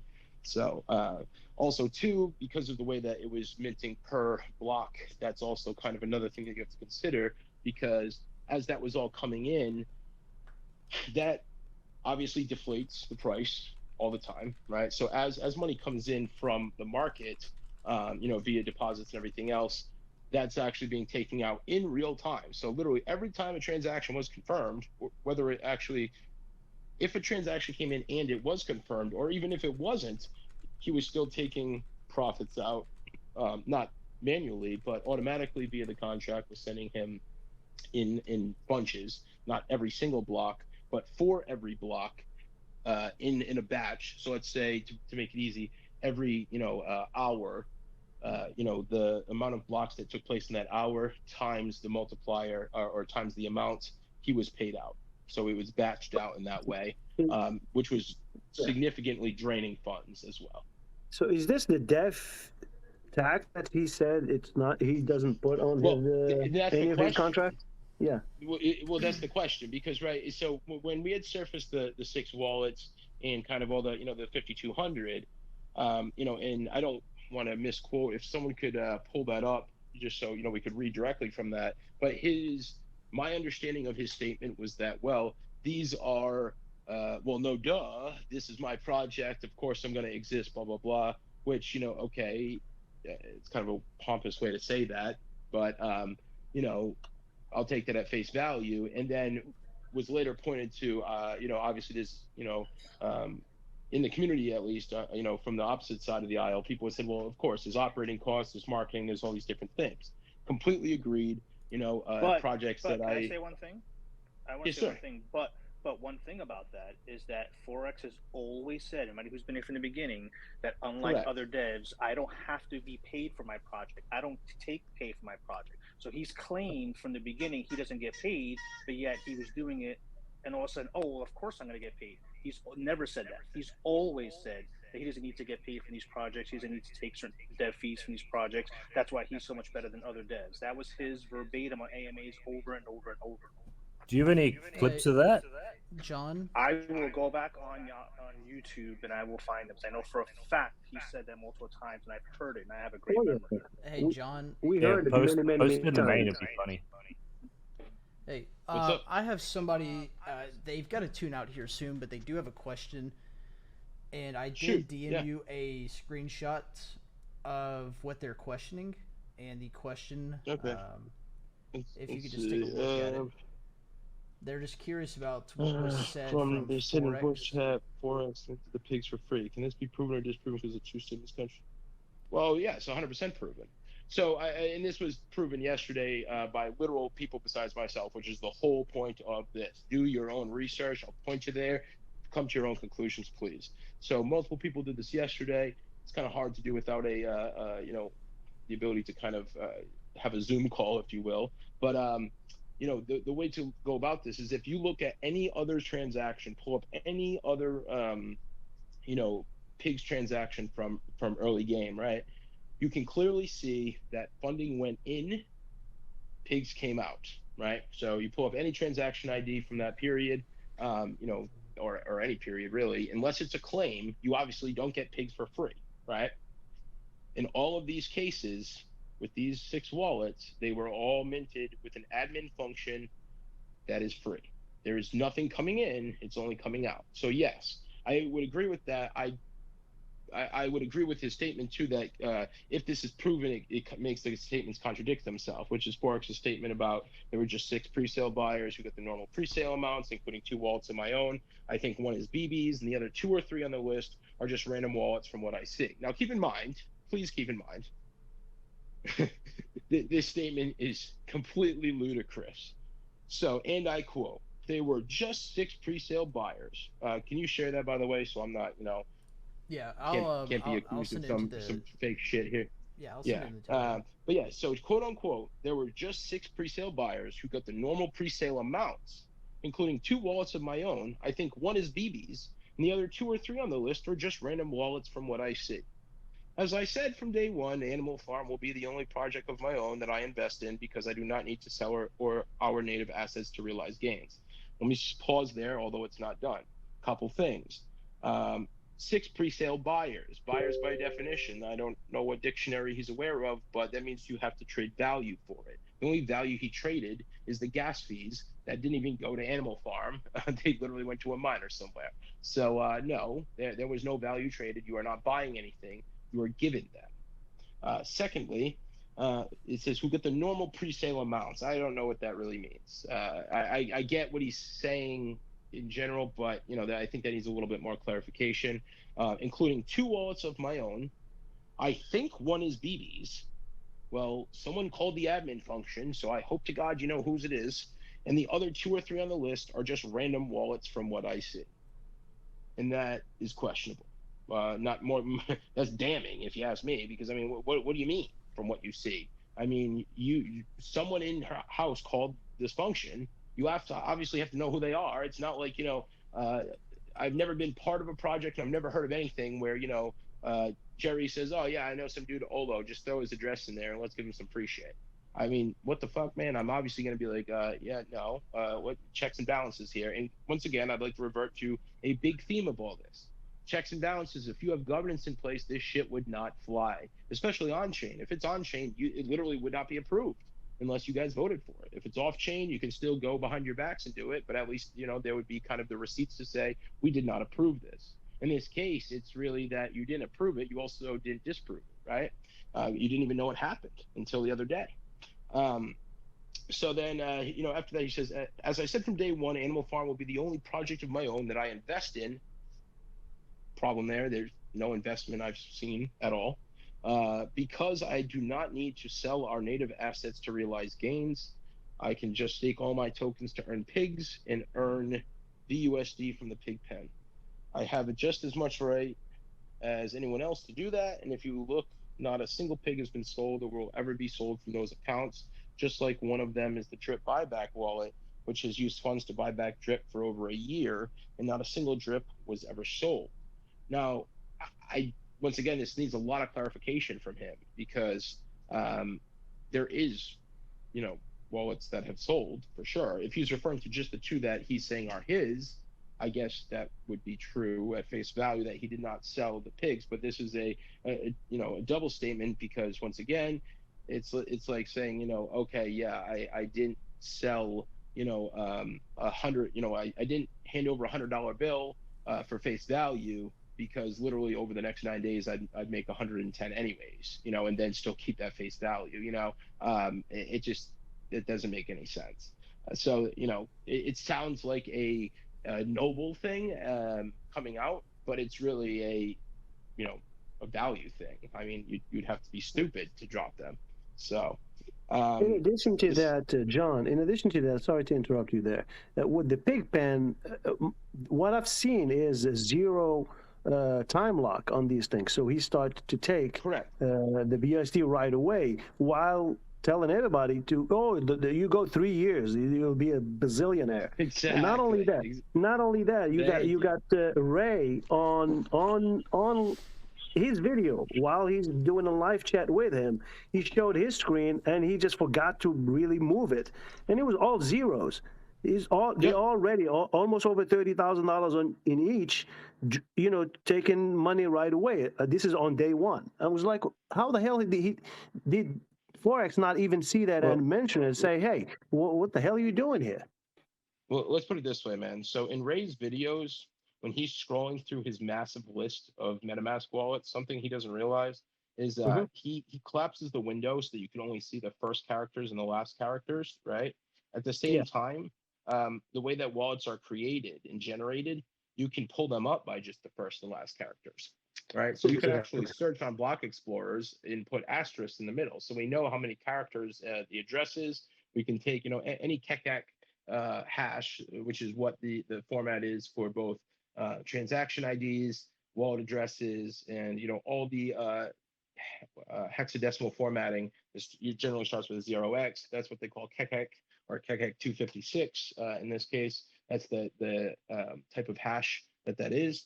You know, but so as he's scrolling down, you know, I think that he was under the impression that, you know, that's not something that people could pull off. Well, we did. And I mean, that's a whole different story and a damning scenario. If we were talking about drip and kind of the gamification there, I mean, that's, you know, vomit worthy, to be honest with you. I'm absolutely disgusted by that. Like to a point that, you know, I can't believe people like, you know, it drips out of scope here, and we'll keep it out of scope. All I'll say there is that for all the people championing that, whether you're printing or not, that's great for you. Glad to hear. At the same time, if you knew what the people were doing that you're championing, I really doubt that you would do that, you know, in private in your own living room. You know, I don't think you'd be loving them so much anymore because the amount of blatant manipulation there is unreal. Well, you hear Ray coming up the next day saying, "Oh, I don't know what you guys are talking about. You know, piggy bank is printing. It's printing. What the hell are you talking about printing? I mean, everybody locked in for at least a month, right, to get 10%, and then you telling me it's printing the next day." So I was not aware of this until actually day one. Someone brought that to my attention because a lot of people have tried to get the scope widened to include drip and other R34P, you know, type, you know, happenings, if you will. You know, I want to keep the scope pretty narrow at this point, at least, for a whole host of reasons. But especially because, you know, drip is not something that is inherently broken at this moment in time, I guess you could say, right? People are in, you know, 99% of the people that come in here well wishing everything are currently in drip and they see some sort of value, right? But I think that the big takeaway from drip that I've seen is that the gamification of whale fees and every other checks and balances system of the gamification of the system, right? So, I mean, I don't want to use the word gamification twice there and confuse you, but basically the circumventing of the checks and balances system that creates the gamification of drip has been circumvented by the top people that are pandering and throwing this down, you know, and I can't respect that in any way. You know, I mean, I did not find a single time on the first like 12 wallets. Now, keep in mind how many max teams you need to have have like 12 freaking wallets, right? These Ray literally I didn't find any whale taxes that were paid since that would have been assessed, right? And like you said, I mean, I was not aware. Jerry told me a good amount about it because Jerry's very aware of how drip functions. And he conduits a lot of this to me over time. Because shit, I've tried to talk him out of it quite a few times, but he still got in. At the end of the day, though, when someone had brought that to my attention, that he had said that early on, that's what tipped that off, and we looked at a bunch of those wallets, and sure enough, circumvented on millions and millions worth of fees. When I say millions, like I mean more than 10 million. Let's put it that way. I mean, keep in mind, you got to think of how drip works. We're talking about compound claim, every freaking day or possible multiples, especially when multiple wallets are involved. So trying to get the valuation of these things, especially in real time at that time, snapshotted, is really hard to do, So that's why, you hear a lot of percentages and around 20% or around this, because, you have to understand when looking at something retroactively, it's really hard to go and say, well, on this day, he circumvented this much fees, and then this much fees, and then this much fees, based upon those historicals. I mean, I'd be here for freaking 20 years just to go through Ray's wallets, but he circumvented them. From what I understand too, there's been a couple of large drip people that came forward that said, hey, yeah, I've been in chats with him where he literally like bragged about that, But that's enough. I don't want to get down the drip, rabbit hole too much. I mean, unless someone has some burning question about it, I guess we can address it to some extent. But I'd like to keep the scope relatively narrow on Animal Farm at the moment. Drip I guess is the my last question. standing. Sorry. Go ahead. No, I was gonna say. So my question was, of course, when those earlier wallets, if they had went into the piggy bank and they went in with zero time lock, they were, of course, drawing the 3% a day when pigs were still doing well and weren't dropping yet. So it wasn't just earning that; they were earning 3% on top of what they were pulling out pigs LP. They were not pulling out BUSD. Yeah. They were pulling out an LP Yes. tokens. Yes, Yeah, and you have to think about how that break it works. and take the BUSD out. Correct. So you have to think about how that functions too, because you're circumventing that. I mean, what did you just call, like a lock, I guess, or the they were time completely lock? time locked for a certain kind of bonus, basically. Yeah. So, well, exactly. So I just wanted to make sure I use the same term as you. So by kind of circumventing or negating that time lock, and then on top of that, getting in with that a large amount of free pigs early, then you're getting that 3% on top of that. The compounding is actually much greater than you think. I mean, if you're in drip, you know how quickly compounding can add up. It's pretty freaking substantial. And actually, you're probably like the fifth or sixth person that's brought that up. But one of the first people that brought that up, to be fair, I said, well, 3%, compounded straight out, there's functions, there's mathematical functions you can run. Initially I said, well, over a period of like 100 days, let's say, that only adds up to this much more percentage of base. But then in all actuality, that's not the case, because now it's the compounding of the base plus then the compounding of the base plus on the next day. So does that make sense? So it's like X to the 100 minus X to the 0.03, right? So you have, and that's obviously pretty confusing, and I'm not this giant math whiz, but that's just the function that's actually used. There's two different variables there that are kind of compounding that further. So yes, it did make a dramatic difference there in yield that was being accrued, and also, like you said, that LP yield, which was crucial initially. So I mean, this statement here, to kind of go back to that question that that gentleman had, saying that, this was kind of just put in there, and I can just stake all my tokens to earn pigs, and then earn BUSD from the pig pen. I don't know what tokens were staked to earn pigs prior to that point. Let's put it that way, right? And maybe he did later. Who the fuck knows? But at that point, he sure as hell didn't. And then secondly, earning the BUSD from the pig pen, he conveniently left out that he earned LP as well initially, as well as that that multiplier for time lock. I have just as much right as anyone else to do that. And if you look, not a single pig has been sold or will ever be sold from those accounts. Once again, like I said, that's not true. If you're looking at just his two, that is true. For obvious reasons, like I've already explained, you'd be stupid to. On the other hand, the other Do you wallets have all this did post? in one I'm form. missing this post you're reading. I apologize, cut you Yeah, off. yeah, I'm missing this post sure. you're Well, reading, yeah. and then if it could be shared. And then also, if that is the case, didn't you say earlier that there was jumping between the 5 wallets? So if they're not his, then why were they jumping back and forth? That doesn't make sense to me logically. Well, so and once again, I find myself making excuses for forex and for the whole team here, time and time again, 'cause I'm playing devil's advocate. But I guess once again, if me, you, and so person A, B, and C are working on a team, we're all making money or whatever. I don't know why, because it's not like I'm reaching out to you to say, oh, by the way, I've got $27 million to pay tomorrow. I need to borrow some. I mean, there's no actions like that that showed that there needed to be coverage for something, that there needed to be movement between the two, or there's no logical reasons. But I mean, we can't possibly extrapolate to say what was going on IRL. I mean, maybe person A was paying person B, or vice versa. I mean, there's so many different possibilities there. But yes, you're correct. There's really no really good reason for, or And logical as a reasons for trader, it could why just, that was and the then as a case. trader, it could be hedging. If you're taking different actions with different Correct. wallets, you're hedging your bet based on if Well, one action that's happens this way, I win. This other action happens, well, exactly. then I still win.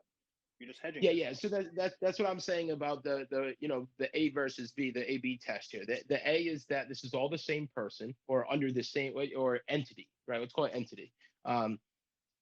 Forex obviously is part of that entity, either himself or as the team, because he already owned up the two of them, right? I'll take his word for that. Then option B is that these are just the two of them are his, and then as he said, one's BB's, the other 3 or 4, quote unquote, he don't know, or other 3, I should say, 2 or 3, I think is what he said. But that's mildly concerning and ridiculous statement, as I've already pointed out. But yeah, I mean, the movements between them is just weird as well, because I don't understand when you've got that type of money. I've been transparent this whole time. At this current moment in time, I am not sitting pretty as I have been historically in this space, right? But when I have been and on relatively good teams, I cannot think of any time in history that besides very early days when we were trying to, all chip in to pay for certain things or whatever, where shit like that happened. But even that here doesn't make logical sense, because there was funds being created, in other ways via the tax and via other mechanisms. So I don't understand why you'd be like pooling funds together in crazy, strange, weird amounts. I mean, who sends like one transaction I had up was like 217 pigs was sent from one to the other, which is a relatively small amount, especially at the time that it was sent.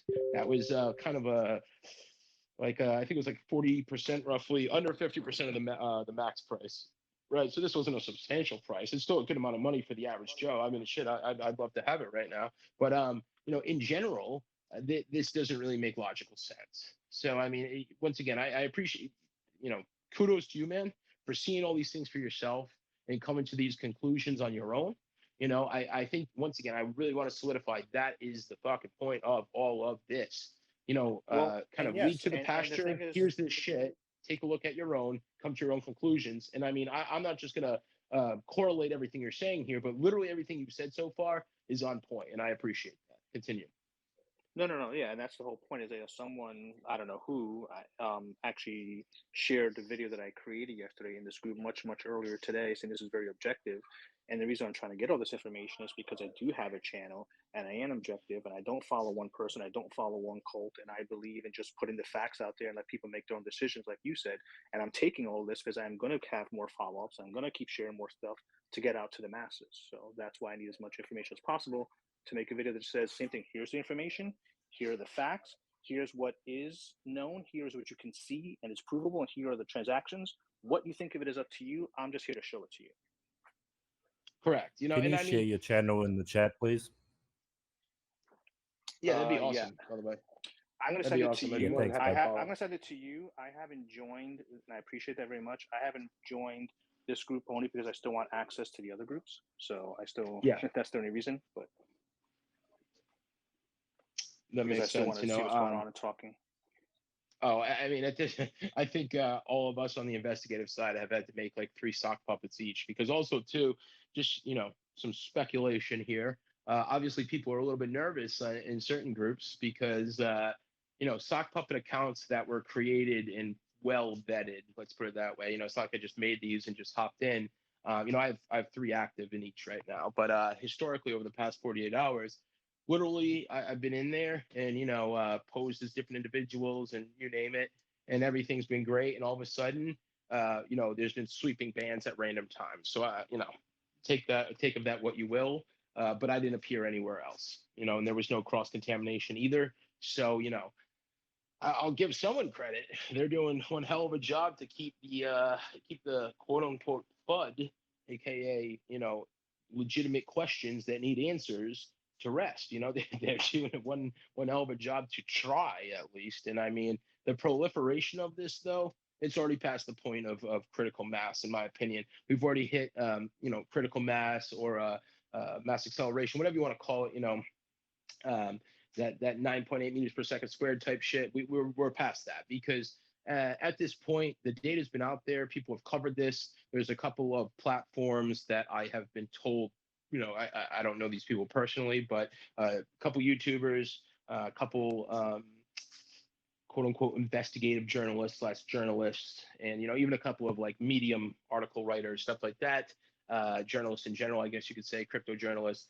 They are all writing up on this. I've only seen one so far that was posted, and unfortunately, early this morning, I lost like freaking 300 tabs. That set me back big time because lost power here, and it kind of fucked up my whole steez for the morning. That set the tone for the day. But there was and is a Medium article that's out there, in regards to some of this. So I will try to surface that as well. But yeah, I mean, I think that getting the information out there at the beginning, I think I came out a little bit more with a little bit more fervor than in hindsight I would have liked to. As far as like, this shit pisses me off. I'm very fucking passionate about it. I take it very seriously. Oh, you're a cop, or you're trying to do this. No, no, no, no, no. I mean, there's been people in here that are like, I'm calling the fucking FBI. I'm like, hold up, don't do that. Let's hold people accountable, on the public scene here. And then I guess, I don't have control over what comes out of that. And that's not my take because I'm not really affected in that way by this.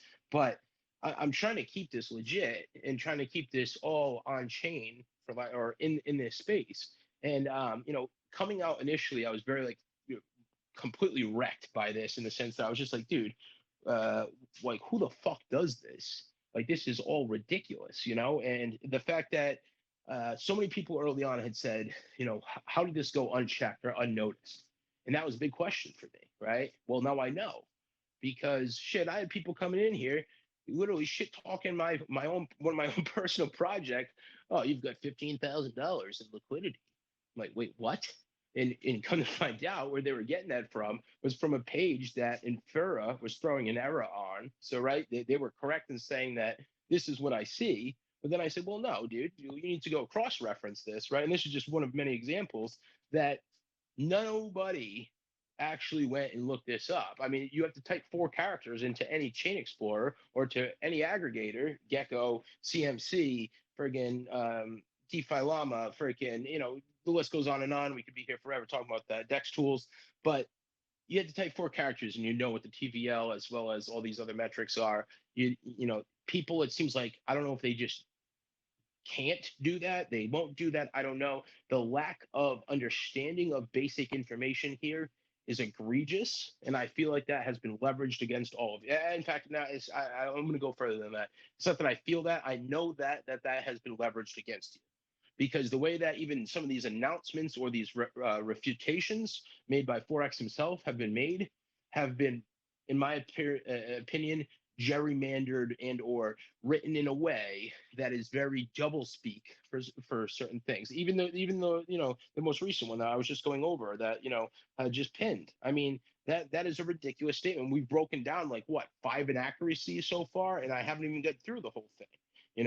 So, just to finish that thought process, that fervor, I kind of toned down a little bit once I got into it, because I realized that this was going to be a much longer battle than I had signed up for. I have completely shirked on all responsibilities for my actual, my businesses and the project, that I mainline at this moment, to be fair, right? This has taken all my time, zero tears wanted or fucking, credit wanted whatsoever. Just pointing that out. So realizing that, it was like, okay, let's take this further and push this in a different direction. Let's get this out into the purest form possible, which is why when people are like reports, yeah, dude, you guys need a fucking picture book. And that's not a diss in any way. I mean, if this was any other industry, I'd need a fucking picture book too.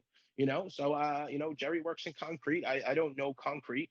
If I need to go friggin', lay a foundation, I need him to write me a freaking picture book too. So I mean, I get it. It's just that I'm not used to doing that.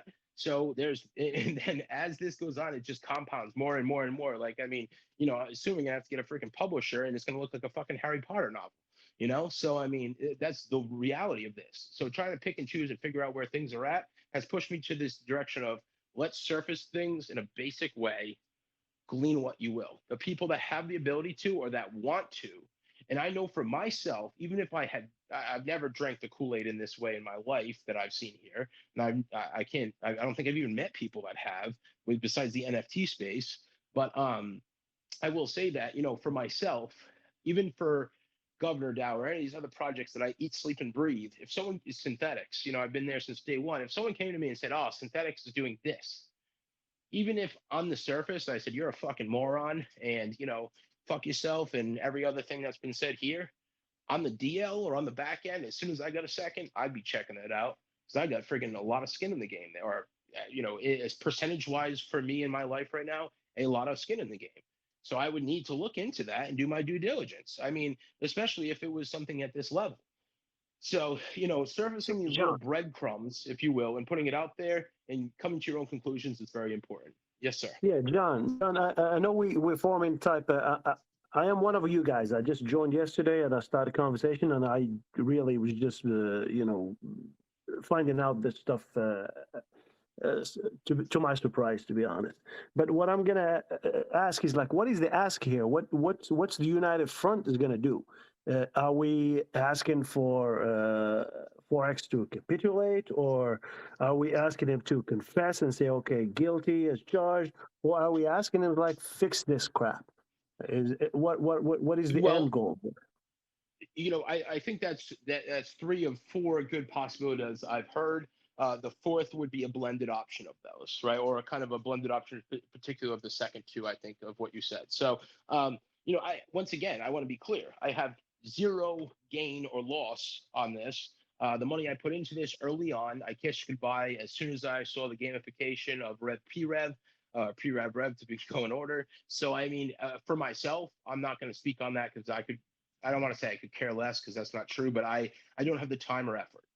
But there seems to be a lot of people that have a much more skin in the game and that do. And as someone that is in the space and cares in general, I do care what the outcome is, but I don't want to, hive mind this to myself and, pull some figurehead approach, because that's not what this space is about. This Telegram is about. That's not what the decentralized space is.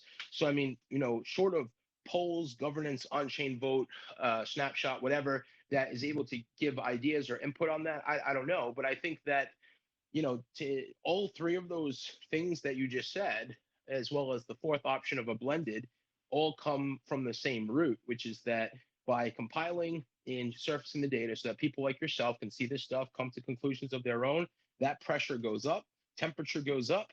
Now, like you said, the word capitulation, I would say that the realization factor for forex and the team now changes to, well, we can't, quote unquote, get away with this, whether it's outright malfeasance, malpractice, or, just fumbling the bag. I don't know, but, or I won't say at this time, but I feel as though, what you want to get out of this is still to be determined by everyone here. There's no executive decisions. I've heard, like I said, I've heard people say everything from, let's kind of, oh, you should have approached this in a better way, which, that was tried a million times. I don't want to hear that shit. Then all the way to, like, call FBI now, so like, I think that's kind of up to the community in general to come up with that decision, or at the personal level. But for this group, it is to compile or initially it was to compile, a shorter report I was going to have out relatively quickly, and to get out to those initial 9 people, and then that grew, and then more info came in. So at this point, it's still going to be to compile something, like I had just mentioned, so that people can do what you just did, Mike, and understand, right?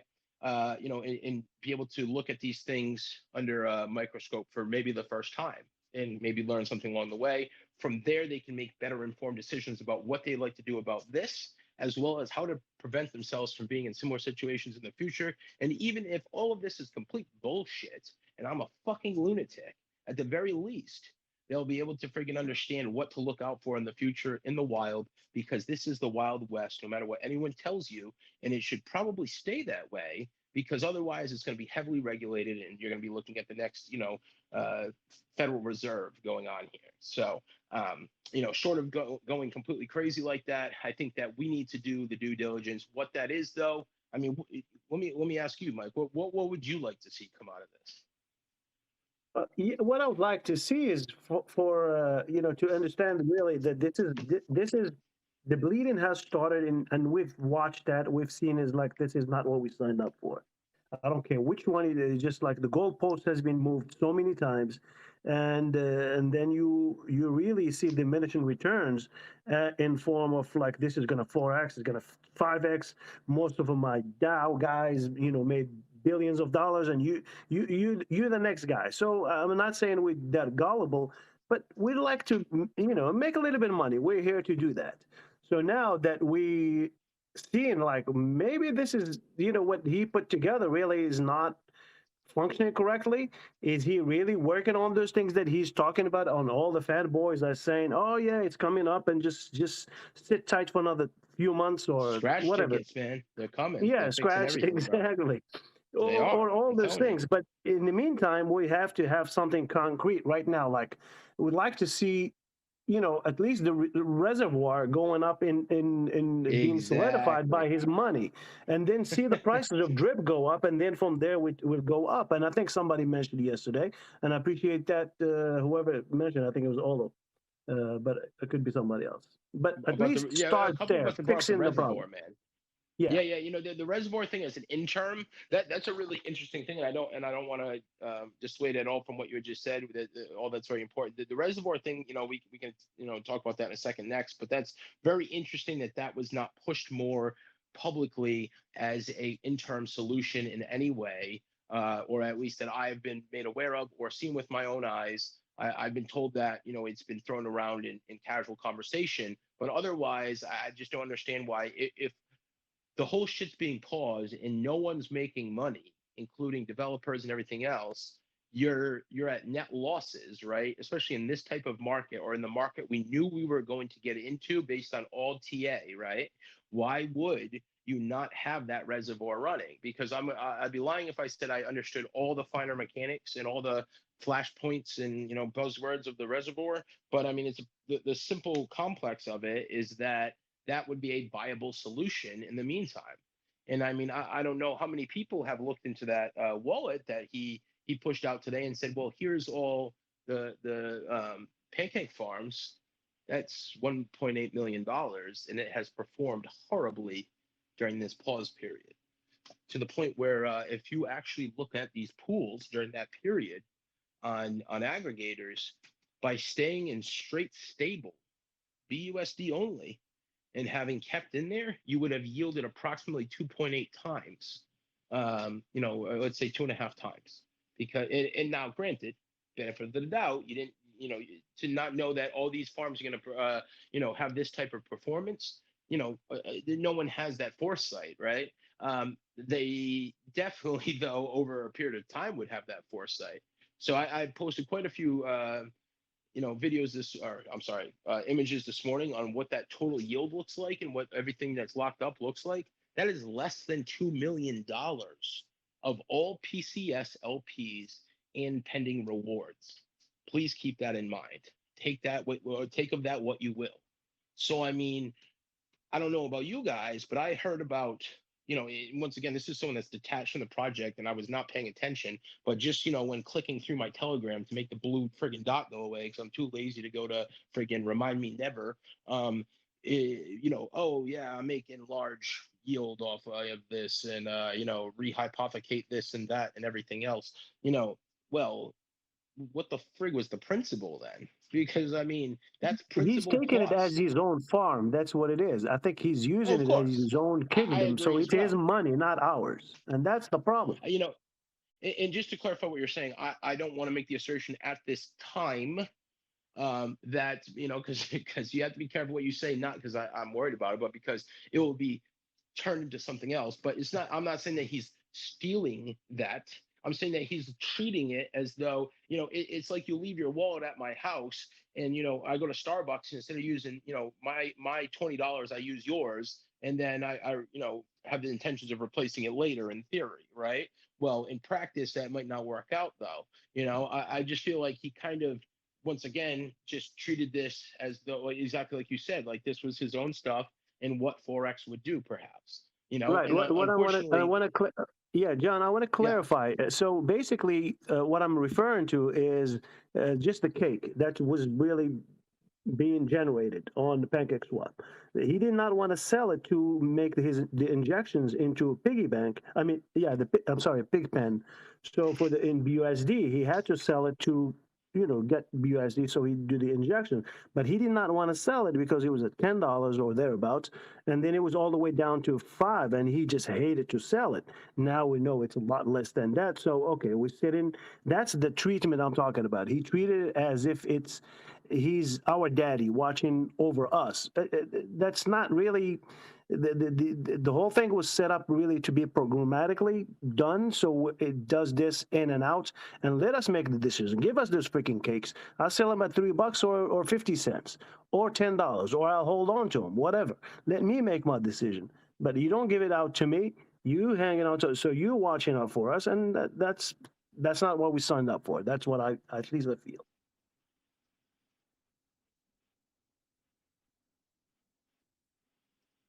Exactly.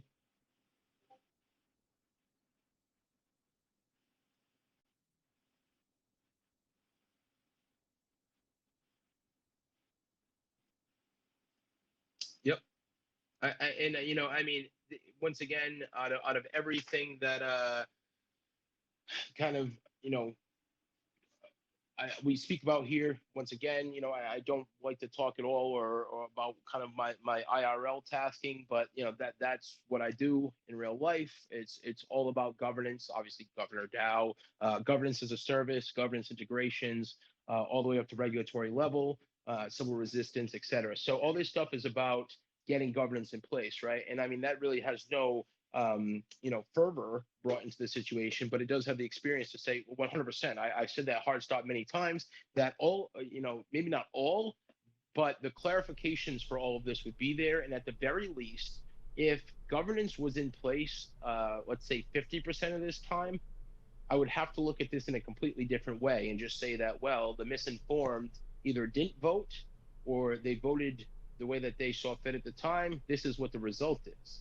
Well, now there's no defense like that, which is why, calling this a DAO and everything else is ridiculous at face value, because every aspect of this is centralized. And by not having that decentralization, now it's much easier to kind of cross that line between, is this malfeasance, is this negligence, what is it, and also is this just complete utter ridiculousness that was treated as though it was personal slush funds, or not I'm sorry, not slush funds, but personal money, like you said. So I mean, having these governance subsystems in place, you could have easily voted upon where these things go. Having on-chain governance, for instance, compound governance, for instance.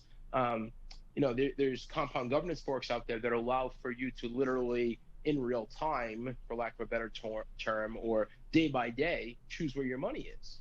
And I mean, we're talking about a layer 2 that's freaking pennies on the dollar. So, on layer 1 for myself right now, for instance, it's not very feasible for a project of my size, a few million in the game. You can't possibly be moving, this shit all the time because it costs a good amount of money. Here, you're talking about $20 to move shit around in real time, So it's like, well, why not have something like that where the people have the power? And I'm going to be honest with you, the only answer I've heard and gleaned from it is that, quote unquote, everyone's too stupid, or you are all too stupid, myself included, to handle our funds correctly. Daddy needs to help us do our shit, and that's fucking ridiculous bullshit. You know, I That's mean, right. That's where the direct quote. 2% today comes in, and the vesting idea comes in, which is a lot of people really would just want to in and out position, and I understand that you have to kind of like stop that type of mentality, teach the people how to be true investors or understand investing. But that's a long way out. I mean, that's really, you're talking about 5 years in the making for the people to be that advanced of an investor. And that's Well, but not you only get that, look the who's teaching. yeah. You know, Yeah. I mean, you know, I'm not gonna, and I'm not, you know, I want to be clarify.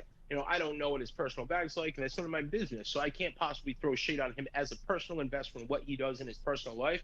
What I can tell you is that from what's on chain, these were, I mean, you know, I don't know how anyone at this type of level could have lost money in that type of money in Terra, let's say, you know, as he did personally, because all on-chain analytics, or I'm sorry, all technical analysis and on-chain analysis showed that this was going to be a problem, both you know, in the industry, Tether in Terra or TUSD, so USDT and TUSD are the two that have been well known for a while, that are well over you know, their backing, or unbacked, or blind backed, where you don't know, right? It's like a blind pension fund.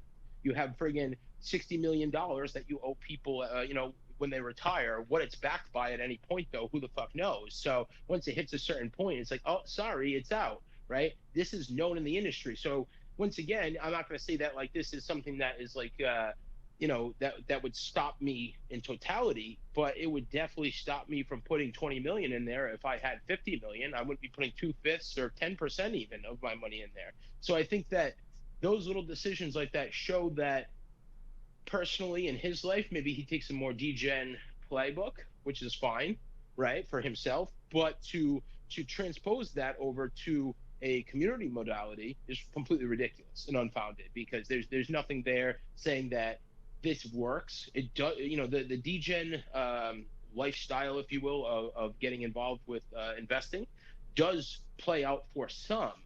It does not play out for most, though, right? Whereas general investment rules do play out for most, and in, you know, based upon market. So, you know, when looking at the market and how the market movement, you know, is over a period of time, the degen plays will make people more money less percent of the time. General, you know, investing guidelines, you know, modalities will make less money more of the time, right? So in this case, I do find it strange that that was the modality chosen, when I don't understand why we were trying to get rich so quick, if that makes sense. You know, because once again, I'm trying to find a single time in history where greed paid off. And that's, I think, an underlying factor here. I don't want to make that connection between, you know, anything in particular, but I have learned in this myself that I think that greed, whether it's realized or not, this goes for myself, this goes for all involved, is quite often the you know, an underlying factor. Take that what you will.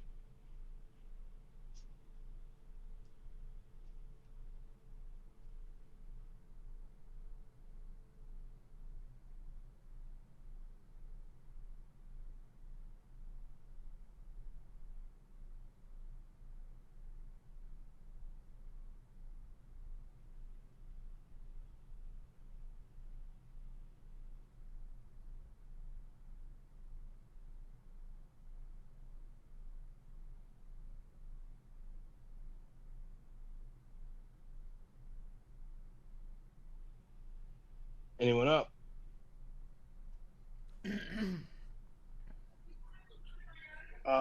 Thanks for sharing those posts and those other things. Are much appreciated. The other question, of course, is from these things of showing that how those 6 wallets, you know, that you have found, or 5 or whatever the number is at this point, in the initial minting of the contracts.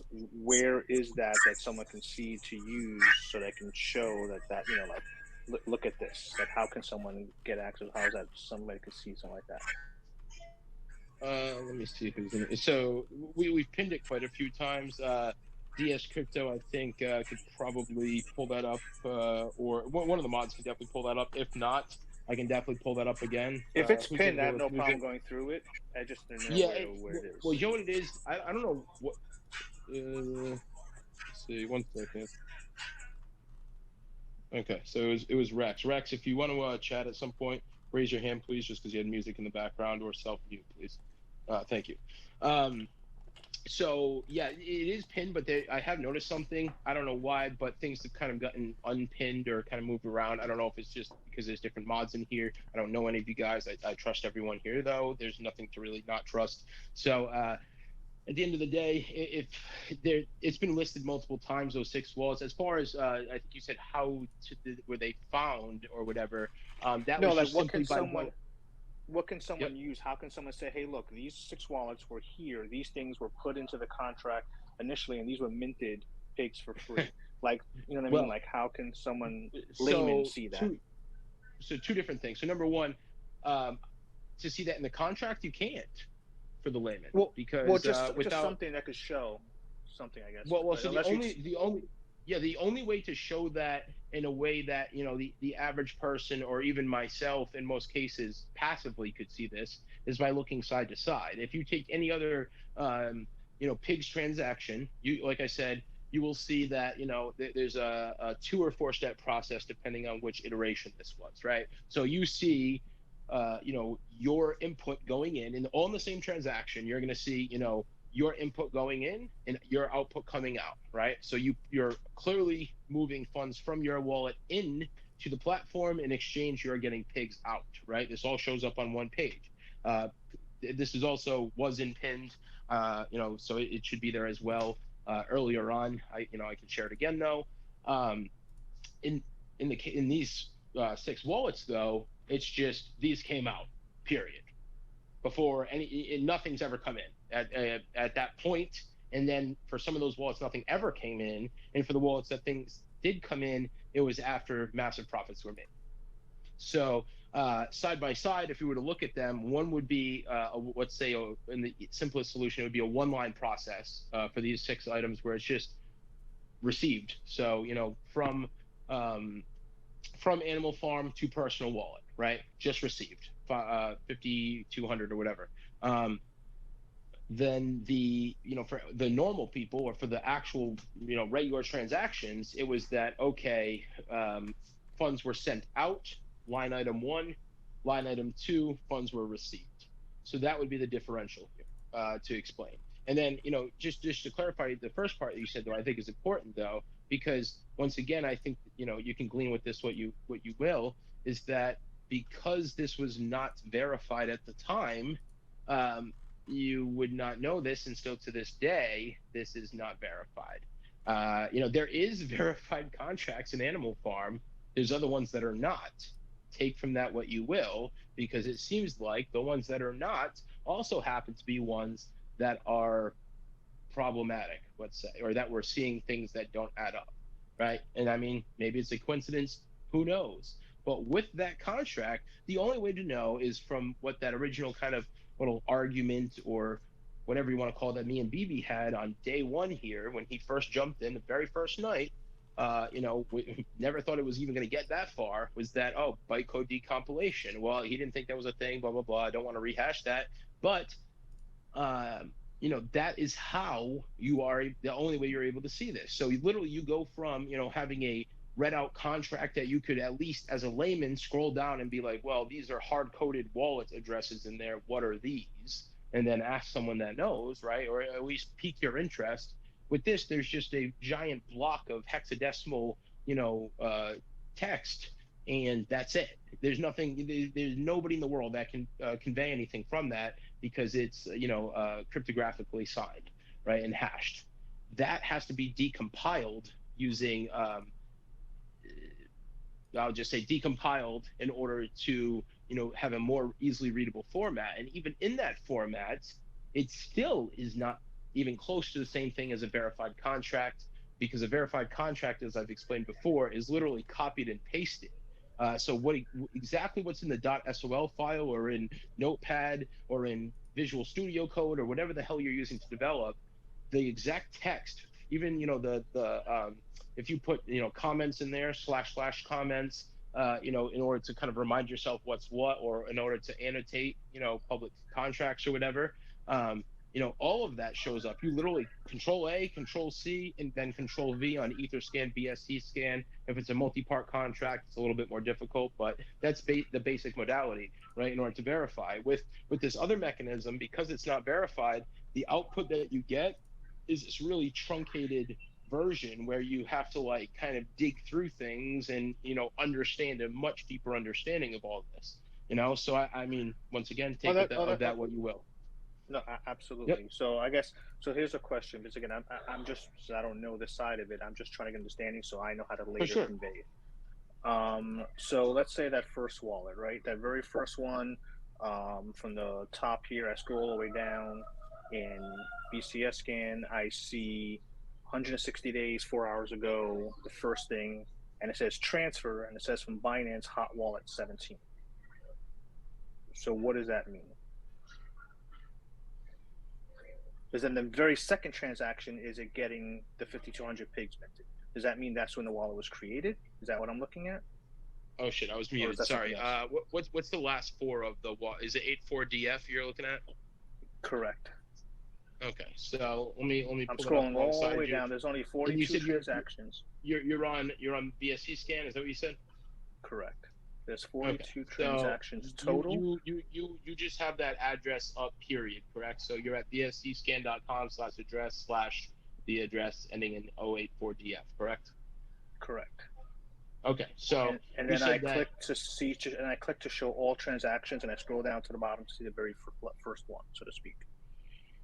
Okay, so so just to clarify, you said that there was a total of how many transactions?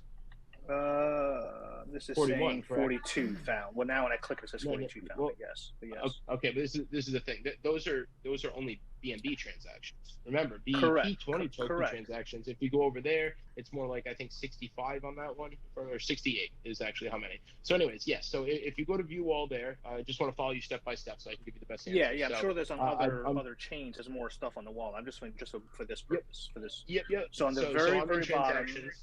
Yep. And the very first one, it shows 160 days, 4 hours, and then it says Binance hot wallet 17. Yep. Give me 1 second. And the second transaction of the history is receiving the 5,200 pigs.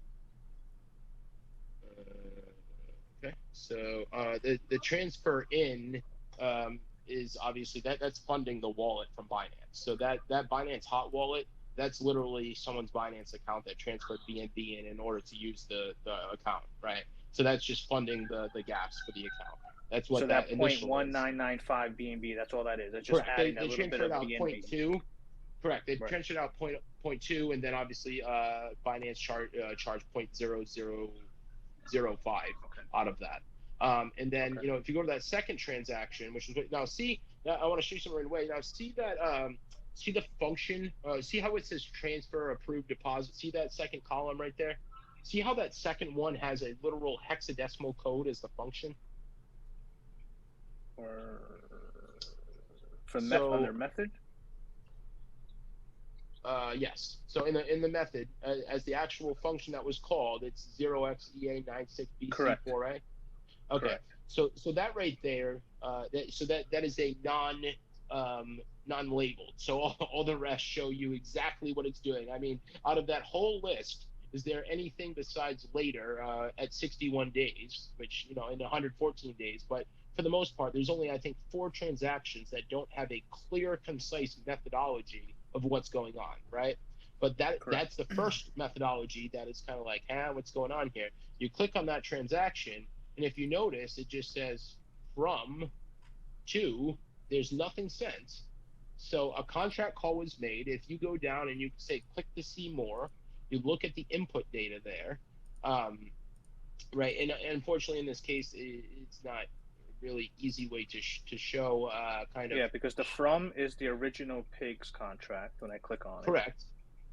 And so it was literally this wallet. Yes. So a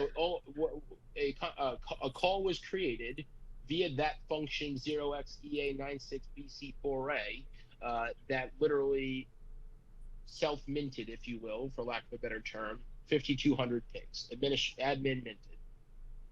Correct. Okay. And I'm just trying to follow so I could say this in a layman way. Absolutely. And I mean, if you pull up, I mean, did you get pigs yourself, for instance? Yes. At some point? Okay. So if you pull up one of your transactions right now, where it says from and to, there will be multiple lines there. You know, obviously you've seen multi-call operations where there's multi-hops, right? So yes. in your version of it, line 1 is going to say from you to 0x3b27607 blah blah blah for X amount of whatever at the time, right? BUSD, BNB, whatever the frig you threw into the pod, right? And then output, from 0x3b27 to you is going to be the amount of pigs equivalent, right?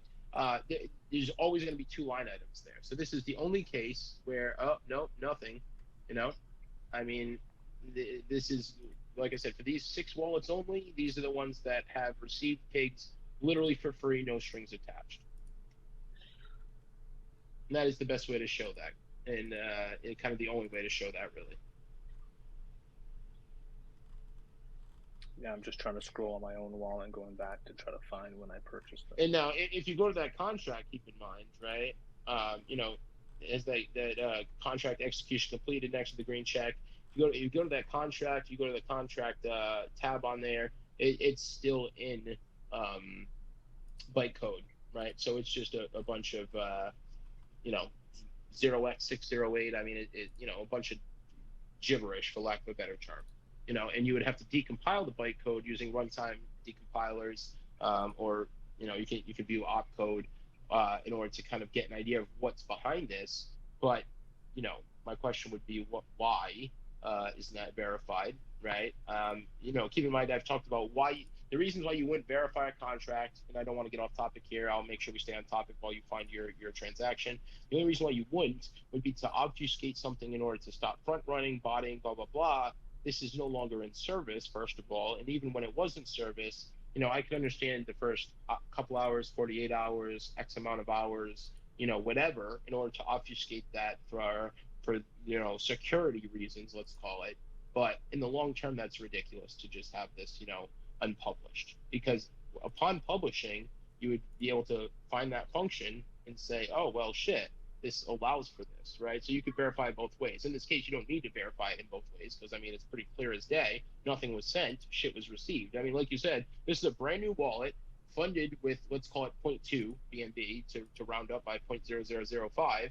And the first thing that it did was receive 5,200 pigs. I mean, right, so I found, so I found mine. So I'm going back here. So first I had to approve the PL2 that was coming from Mana Farm. Yep. After I approved the PL2, then it says I approved pigs for trade on a contract. Correct. And then the third one that has the same OX96, the exact same, from the other one. Yep. What it shows, it says from one address to another PL2, and then from that address showing me how many dogs I received, and from one address showing me how many pigs I received from the PL2, because that's how it's split. So those are the 3. But you're clearly seeing that you're putting it, correct? Yeah, it's showing that it's showing that I'm getting my PL2 converted to dogs and pigs after I approved it from that first day of launch. Yes. So you're seeing the conversion there. You put in PL2 is in that case, correct? Correct. I mean, I know the answer, yes. So here there is no top line item of, oh yeah, I put in PL2 or I put in BUSD, BNB, or anything else. I mean, if they were to admin mint and put value in any way, I guess that'd be one situation. But here you can show these side by side and show that yours is business as usual. This is what it looked for everyone but these 6. And then for these 6, these were direct minted. In fact, there was no approvals. There was nothing taken place before this. It was a brand new wallet funded with 0.2 BNB, received 99% of that from Binance, and made a single contract call and immediately received the equivalent of whatever at that exact time. I forget the exact valuation. I've got friggin' I don't remember the launch price of pigs. Oh man, I've got friggin' I have it somewhere. I've got papers everywhere and post-it notes everywhere. It looks like I'm friggin' trying to catch a predator right now. So it's ridiculous. After this, man, I'm probably gonna need a freaking bookkeeper. But yeah, I did have a price somewhere. Olo, do you remember? Because we had talked about that. I don't know if anyone, or I don't even know if he's in here. Yeah, I know that we had mentioned that. Someone had pulled it up as well. Someone had like a screenshot or something. I forget. But yeah, that you know, they received a lengthy amount of free dough, I guess you could say. Yeah, I wish I remember off the top of my head. Hello. Hey, this is Easy. I'm sorry to interrupt. I really appreciate everyone's concern, the work that you guys are doing to make sure that, you know, the investor capital is being protected and used the way it was said it was going to be used. But we're making some serious accusations here. And I just wanted to offer a different perspective on this. Now, we understand that Forex does have a mechanic built into Animal Farm where he rehypothecates some of the capital over to the pancake swap or wherever to multiply the money, right? And that money comes back to Animal Farm to pay out rewards to everyone in the pig pen. Now, we're accusing Forex of stealing money. Is that correct? No. Is that what we're doing here? Well, Man, have you been paying attention? Shut the I've got to fuck say up. No. I'm trying to offer a different perspective, and because Hey, of that I attitude, think the best that's word the to say is reason why. misappropriate. No, because of that attitude. appropriate. No, the person that made the disrespectful comment in the background. That's the reason why Forex and BB doesn't stand here and talk, because of people like that. Respectfully, And- I disagree. I'm trying to clarify this, and you guys wanted someone to offer a different perspective, and that's what I'm doing now. There's no reason to be disrespectful. Calm down. Exactly. And if you guys want Forex and BB to speak here, you're going to have to get rid of people like that. You got to make an environment. I don't really where give you a fuck can if they have- speak here. Like Right. the evidence is pretty But clear, they have buddy. to. They have to. This is the thing. You That's got on to them. hear The from onus them. is on them. And The but onus is I'm on just them. I'm trying to clarify because I have not been listening to everything. That's why I'm asking questions. Okay. And my question They don't was, get to set the what rules, exactly? Right. All But right. what Let is- them talk, though. what exactly is the accusation here? That's my question. That's it. Are There we is no accusing accusation, Forex of man. stealing It's money? glean what you will. No. It's to glean what you will. where did the mint of the pigs come from? Where was the permission? Where did they go? Where are they now? Why do some of these wallets unload pigs and sell on a daily basis? And why do some of these wallets hold and collect from the pig pen BUSD when it was never disclosed and there was no knowledge of it until the last couple of days ago? That's the question. And if that could be answered properly, everything would go to bed. Exactly. Correct. Exactly. So, But the thing is, nothing has been sold. Right. Nothing has been sold. No, Are we that's hoping- not correct. That's not correct. That's not correct. Right. Only incorrect. 2 wallets, nothing's been sold. The other 4 wallets have had sales that are proven. You can look And it then on the also DCS too, scan. when you say nothing's been sold, I like I said, I'm not getting defensive. I'm just saying you said you haven't been here, right? So I just want to fill you in on a couple things. Okay, yeah. So once again, I just want to clarify. I was just trying to talk over people there just to say, hey, let's simmer down. Let's let you kind of put your 2 cents in at the same time. I think the rest of us kind of, get worked up because it's like we've been over this shit a million times, but I get it, man, right? So just 2 things. Right. Number one, the 2 that haven't sold, you'd have to be an absolute moron to sell, because keep in mind, from day one, he got in with a time lock with an extra 3% on 6 wallets that literally made more than the highest possible pigs price in less than 9 days. So to sell, I mean, that's like that's a red herring statement. Oh, I never sold. Well, no shit, because every 9 days you make more than the value, the highest ever valuation, right? And then secondly, right, you had mentioned that whole rehypothecation thing or whatever, right? I'm not sure, there's a couple functions there he spoke of, and unfortunately, because he doesn't have verified contracts in most cases, we cannot see exactly what these are at a follicular view. But were you aware that not only on top of this, right, in the background as well, what also is happening is that every single block that goes by on the Binance Smart Chain, regardless of whether money's coming in, coming out, or nothing's happening in Animal Farm, both at that time until now, right? Forex is making free money from this. It is minting directly to his wallet. Were you aware of that? I was not aware of that. No. Okay, so that right there now you could say, okay, well, that's rehypothecation. Well, are you aware of how much, he in his own statement this morning, he tagged the wallet and showed this is where all the farms are and this is where the pools are and everything. This is all the PCS funds. Do you know how much is in there by value, by any chance? I do not. If you were to give me a guess, right? What do you think? Just throw a number out there. I mean, what do you feel like a number should be that is involved with Pancake Swap for Animal Farm? I would say maybe like 400,000, 300,000. In all Pancake Swap farms? Total. $400,000. That's the thing. I'm not sure. I'm not sure. What is it? Okay. No. Well, it's less than 2 million, and I'm sorry, but 400,000. I mean, shit, dude. I know people in this room that had more than that in a pool. So I'm just clarifying. That's all pooled funds. That's all PCS LP is 1.8 million.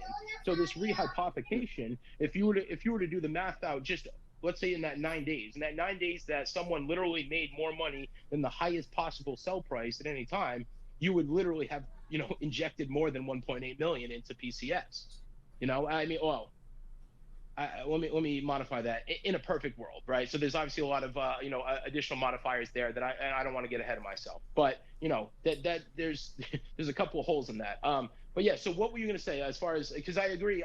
To answer your question as far as are we accusing, or I can only answer for myself. Am I accusing him of stealing? Initially, I had said a couple of things that were very fervorous, right?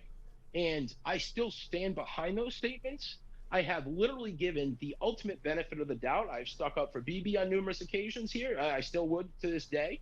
I give him a lot of credit. I still would. I think that he's thrown into a shitty situation as far as forex. I've given him the benefit of the doubt on numerous occasions as well. And I just want to clarify. Have you listened to the audio of when the forex came in here? Because we were told and we were prepared to mute the room and give him full coverage with one of us. Right at 1 o'clock yesterday, my time, CST, right? 1 p.m. CST. That's what we were told the night before by BB. You can see this all in chats above. It's all documented. It's on video as well, right? Well, that didn't happen. At 4:30 p.m. my time, I was told, I'm sorry, the night before, right after we get off the call, we were told, no, actually this isn't going to happen, and I need to get a hold of forex first and do a couple other things. But that, a few minutes before it was, 100% we're coming, right? Or that's what we got out of it at least. Well, when he did pop in here, so just about the decorum thing you said, I agree. We do need to be men about this. But this goes for all sides. Keep in mind how the other side treats, right? Come on. Everyone gets banned for talking out and everything else, right? Here, you're right. 9 people, absolutely right. There's 9 people, there's 12 people muted and 9 people banned, right? The people that are muted are temp muted for a few hours because literally, I've racial slurs, some homosexual shit, just stuff that's not productive, right? The banned ones are bots or just absolutely ridiculous, shit. I think there's one person that's caught up in the mix that I said I would take out of there, right? So there's literally zero suppression over here. I guess you can argue that if you want. As far as coming in and talking, he literally popped in at random, said, no, you fucking faggot, right off the rip, man. Right off the rip. And the thing is, if you were to literally be like, just even announce yourself, we would have gladly, and I wasn't even awake at the time. The moderators were here. They're in fact, one of them is technically on the other side of the aisle, and I'm not going to say who, but they are, right? I mean, to this day, they have forex's back. So the thing is that, they were impartial enough, they would have muted the room, and they did mute the room. By the time they were able to mute the room, that's what he used as his exit for, no, they muted me. No, everyone got muted so that he could talk along with one other person from here. And instead, no, they muted me. He was here for 5 seconds after the mute. They didn't have enough time to even unmute yet, right? Because the moderator was going to unmute himself. Kryptonos was going to say, hey, listen, guys, let him talk. We're going to have, I think, Olo it was, because, Forex was going after Olo at the time. He was going to unmute Olo and Forex and kind of moderate that between the three of them. Forex did not give that the time or anything else. There has been every opportunity in the world. There's been every reach out for 6 months or however many months it's been now. About 6 months for myself and others in extremely cordial ways. I've never threatened the dude. I've never come at him sideways. I've never called him a name. I've come with receipts every time dude, let's talk about this. And I have no skin in the game, man. I have a couple grand. I don't care about it. I kissed it goodbye when P-Rev was clearly gamified, right? So, or at least from my point of view, we've talked about that separately. So all these things, you know, I mean, if you come correct, by all means. And then, you know, so I just want to clarify that. He is more than welcome here. And I disagree with the only thing I disagree with what you said, we don't need him to come here. He needs to come here. The onerous is on him. You know, if you're the only one at my house and you stole my money and I'm accusing you and I'm calling the cops, you need to defend yourself. I don't need to go find you to defend, you know, to have you defend yourself. The cops are going to do that for you. And I'm not calling into a law enforcement situation. I'm just using that as a metaphor, right? But no, I disagree with that statement. You know, the onerous is on him. He is a developer manager, you know, of a project. He's a businessman, right? He's in business. Anyone who's been in business for longer than a day knows that when you sign up for this, you know, especially as a developer, you have the, you know, the full onerous is on you. I have people every single day that literally just talk smack about absolute ridiculous stuff from launch 2.5 years ago for, you know, the most recent project, for instance, that I spent the last 2.5 years of my life on, right? People just don't let things go, but you deal with it on the chin because that's what you signed up for, right? And in my case, it's not like there's giant riches. So here, you know, this situation is just completely outlandish to me to think that, you know, suppressing and just not answering or giving these roundabout answers, because before you hopped in, we were breaking down a statement that was made, right? Where literally every single portion, and this was a statement made today, it's pinned in the chat, right? In reference to those 6 wallets. You know, and I don't even know how much you know about that, but you know, I would seriously look into you know, those 6 wallets and what's going on there, and that's what we were talking about. And his statement, which I will repin again right now, is so outlandish at every level and at every step that, I mean, you know, it's just like, come on. So I mean, I would just point those things out. At the end of the day, it's his responsibility to come correct, or this is going to continue to proliferate, right? And then secondly, you know, it's also the community's responsibility and the project as a whole, both developers, investors, you know, people like myself. This, you know, although I'm invested, I'm just sitting on the sidelines. It's up to all of us to fix the problem, whatever that entails. Is up to the collective, which unfortunately, without governance in place or any type of subsystems in place, it's pretty damn hard to do. And now you know, at the end of the day, there is no leverage here in either direction, right? I mean, you know, his blacklist system doesn't work, so he can't blacklist anyone because they can still sell, right? I mean, that's never once worked, by the way. That includes for the people that, you know, the bots and everything. So, I mean, I don't know how, you know, that's another gleaning situation, because if his blacklist situation doesn't work, it doesn't allow people to continue it, but it allows them to sell. So, I mean, I guess he could, you know, kind of come out that way and block us all from the you know, the platform or whatever. But otherwise, you know, basically what I'm trying to say is that, you know, we it goes both ways, you know. He can act one way, we can act another. At the end of the day, it needs to be fixed one way or another, or everyone loses besides him. So, you know, I don't know really kind of. And so I do want to jump in. No, I appreciate everything. I appreciate what you're doing here. Absolutely. As well, so, and anything you need, thanks. man, or any questions the thing you is, have, like you feel free said, to ask. that this is going to continue to grow, right? And it's going to continue to affect the project in a negative way. So what I would like to see is something from Forex or BB. I want them to get in here and resolve this whole thing. I want them to explain what these wallets are. That way we can go ahead and push it under the rug and be done with it. Have you go ahead? Have you been here though for real quick? I'm sorry to talk over the other guy too. Yeah, I heard Olo speak, but I have not heard Forex's audio. I'm not sure what that was.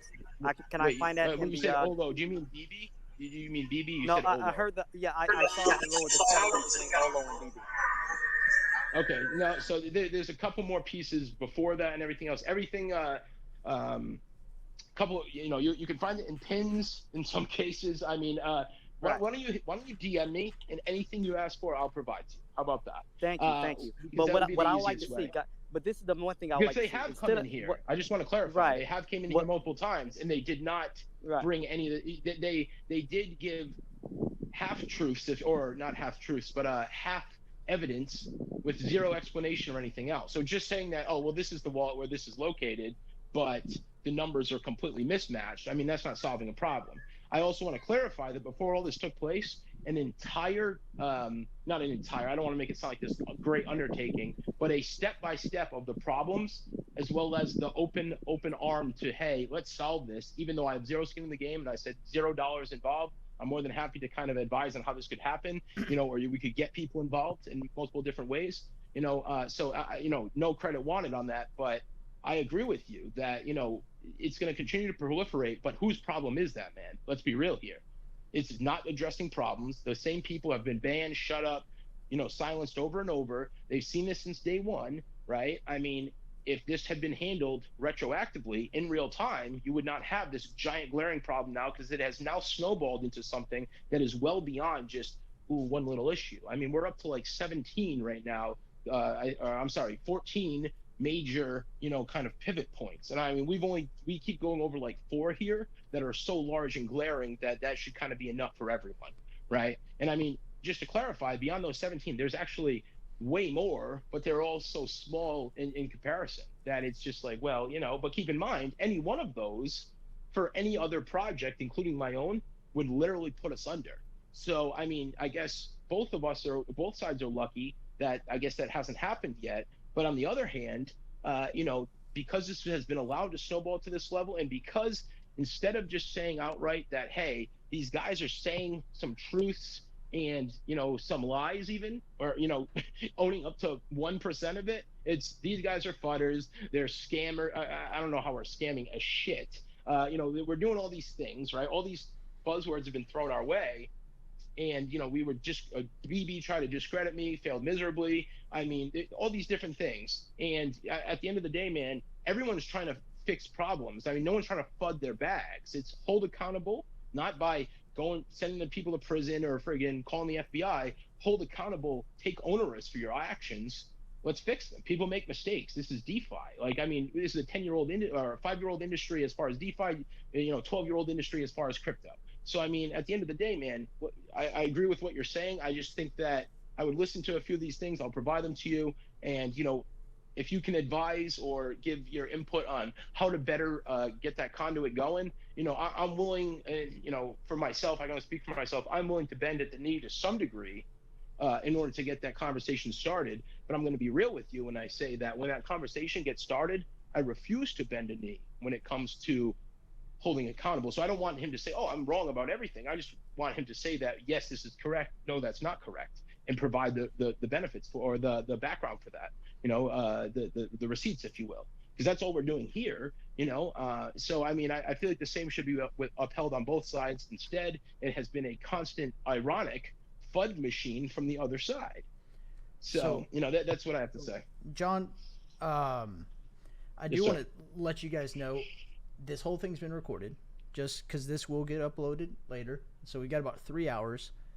Awesome. Just so if anybody wants to refer back to it as well, they can re-listen to the whole thing. I've been here from the beginning, been recording the whole thing. Now, I will say, I would say, and John, correct me if I'm wrong, that if BB or forex messaged John to set up a date and time, we'd be more than willing to mute absolutely everyone but John and forex. And if BB wants to talk, let him talk as well. We're more than willing to. Fuck yeah. We just need it coordinated. It's already been offered. Yeah, and that's just where we're. That's where we're at. But continue. Exactly. I agree 1,000%, man. So BB has not answered me since he said, well, he kind of went into a little bit more detail about how he didn't want to talk further because he wanted to basically put forex in the PR spot. I'm going to be honest. My speculation is that he was out of the loop and did not know about some of this, or kind of is seeing the snowball effect. And, he's a developer. As we know, actual developers, code developers are usually more backseat people, very intelligent. Generally speaking, they're not in the limelight. I am not a full stack developer. I don't know where BB fits in. I kind of have a hard time judging that, and that's not really up to me. But for me, it's not a problem to talk and to kind of know some of the science as well, right? I kind of get some of both worlds. I'm not a professional in either. I think that for for BB, that makes sense that he wants to kind of pass that on. So BB, where we left it at was that, okay, yep, let's not have that or erase that meeting from the board, if you will, hard for 1 o'clock yesterday. And since then I kind of said, hey, listen, man, I want to make sure that that like I support you in the sense that like I respect that you came on. I respect that you came on. You were literally theoretically outnumbered, even though whether that's true or not, I don't know. But I get it, man. So I gave him the support for forex. He did not read my messages for 4 months. The last time he read my messages was when, oh hey, I blew you up on cash studies to 22,000 people live. Oh, thanks, man, was the answer, which whatever. I didn't really want any credit for. I just let him know so that, hopefully I wouldn't get banned from chat when I posted the link. And sure enough, I did. I've never been let back in. But with that being said, since then I had sent him shit, even though he wasn't reading it, because, how else can I say that I informed him? I tried every way. I shouldn't say every way, because I'm not going to like break my back. But I definitely informed him, and I even informed him to other people. He has not read any of those, including my most recent message, which is, or recent 2 messages, which is exactly what you're saying. But yes, I am any way that anyone can get that out. If if someone was to come from their side, or if they want to send freaking 12 people from their side over here against little old me, or just a couple of us or whatever, we will mute the room and keep it 1,000. The one stipulation is going to be, and I'm not trying to set rules, but I'm saying rules for both sides. You come with evidence, or not evidence per se, but facts, not word of mouth. And number 2, if you start calling people faggots, losers, fucking whatever, dude, I can't take that shit seriously. I mean, we're all adults here. If you're not an adult, you shouldn't be here. It's illegal. So with that being said, as long as those 2 things can be upheld, cool, works for me, man. The it's open anytime. I will literally work around their schedule, within reason, obviously. But more than happy, anytime, even on their turf, in theory, more than happy.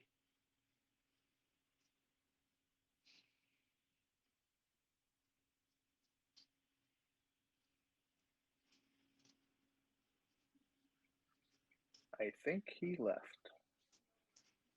Yeah, I think he dropped out like 10 seconds before I finished. Not really sure though. But the bottom line is, I mean, for other people listening to, like, think about this. If this is a CEO who has his major project in drip and who has raised over $300 million in the early days of the animal farm and looking to raise to maybe 1 billion TV out, all these aspirations, how do you come in completely unhinged, yelling and screaming and cursing and acting like a 5-year-old and then just run away? That makes no sense. Say that last part one more time. I'm sorry.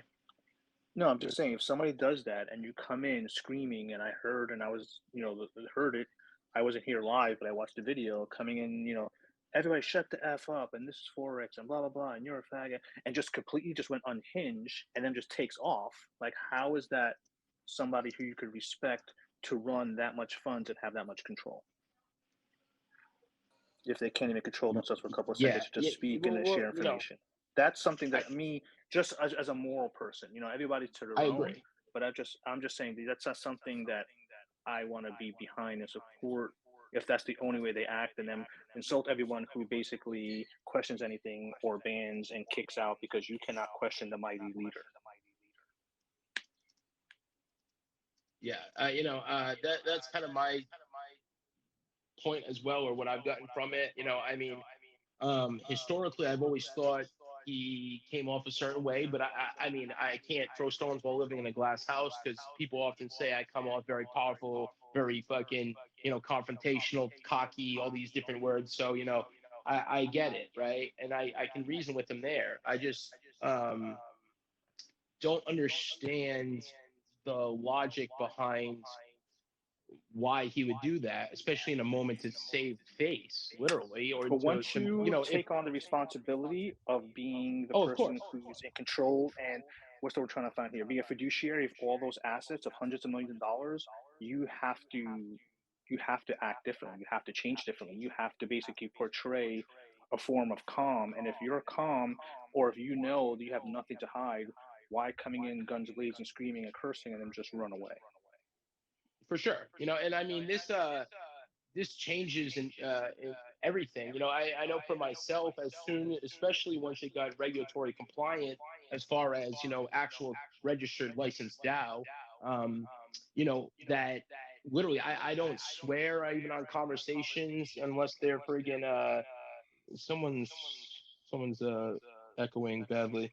But as far as like for myself, I don't swear on conversations. I don't do a lot of things. Here obviously this isn't a project that I'm trying to work with or anything else. So I mean this is a personal conversation on my own time. But I agree in every way. It's just like, how can you act like that and then also try to hold the credibility that you have the the ability to do this, whether you do or not. When you talk and act like that, I mean, the only person I can think of that's any different is I forget that guy's name that just like says like fuck cunt all the time. He's that crazy rich dude. I think he's a Spanish guy. I forget his name off the top of my head, but he runs those like classes and stuff like that. Like I think it's called like Billionaire Academy or something like that. I don't know, but one of like that's the only person I can think of that is at that caliber, or well, obviously way above all of our calibers. I'm a nobody, but that guy is a somebody, and he's able to pull that off, and it's only because of who he is. Otherwise, though, like you said, in general business, you cannot act a fool, act like a 21-year-old that just friggin' won $1 million and wants to flex on everyone, and then be surprised when the outcome is not good for you. And I mean, at this point, I think that reading the room, whether they'll admit it or not, even the maxi side, all I hear is, well, drip's printing, or forex is the guy, drip's printing. And I mean, I'm still making money. And I mean, I have many refutations to all those things. But even with all that being true, makes total sense though, because they are not going to allow the golden goose to die.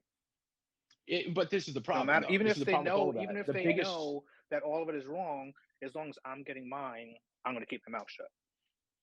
Yeah, and I would question really what I'm getting mine looks like, because like I've stated, putting 50K in and then making 20K in X amount of time and then extrapolating, years out to say, well, I'm going to be a millionaire is not making money. Yeah, that means you're still down 30K. I mean, there's definitely a lot of people that have made money on drift. I can never deny that. But I will say this, I think 4 people that quote unquote doxed their wallets to me were in the top 40. I'm sorry, top like 30, let's say. One was like 32, I think. Holders, or players in the game, right? And they are literally funding their own bags because of how serious this is. That speaks fucking volumes. Everyone literally, or not, I shouldn't say everyone, but collectively, quite a few large holders were in here last night saying straight up, yeah, we are literally, pulling only. We are not hydrating, watering, whatever the buzzword that is used over there. We are not compounding. We are pulling out only. And I mean, that tells me that all the credibility is lost at that point. People don't want to keep their money in your ecosystem. And now, if you don't keep up the freaking act, there's no new liquidity coming in to exit on. And that's going to be a big, big problem for all the people that are getting involved. I hope to God that all these people that, I'm buying drip, it's the cheapest ever, it's a great deal, are literally fudding or LARPing, I should say, because if you're buying right now, in my opinion, no financial advice, you're fucked. Because if this doesn't all work out 100% how I'd love to see it, where everyone walks away fucking golden goose happy, then, I don't understand how this is going to work, because drip, as everyone knows, just like Animal Farm, is a closed loop system. It is not a product service suite. So when people it's say, also minting tokens again. It's also minting tokens again, and it's up to 30% minted from the original supply. Yeah. I mean, there's I could go on forever about it. But like I said, I try to keep drip out of the equation because, it's much harder to talk about that when people are like, oh, well, it's making they see something's coming out of it, whether they've made money or profit or ROI'd or whatever else. They see action, it has potential, right? With Animal Farm, none of us have seen shit in freaking 120 days, I think, or something, 140 days, whatever, how fucking long it's been, and that was 2 weeks initially. And now, as of the other day, it went from beginning of August to end of September, or at least a month additional, and that's for marketing. When keep in mind, you just had how long to market, and you have how 200 million sitting in a wallet that one of you guys has access to. This is your baby. You can, I mean, I'll point in the direction of quite a few marketing firms in this industry that charge I don't know, 100K to blow this shit the fuck up.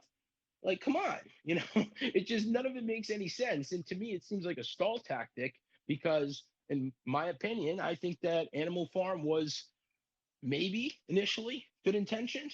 I mean, I think all of it was, or I don't think, I'd like to think that all of it was good intentioned initially.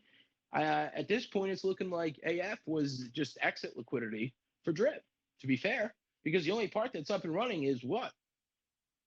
The garden.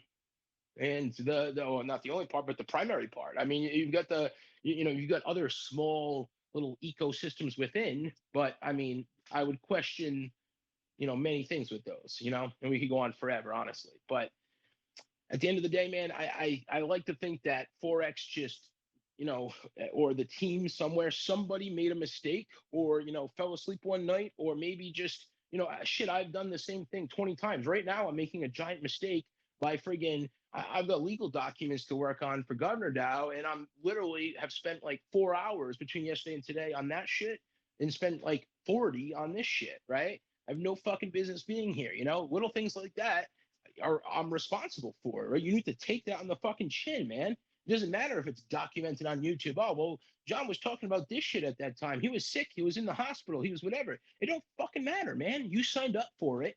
I mean, obviously, if you're in the hospital, you get in a car accident, something like that, people better fucking have a heart, right?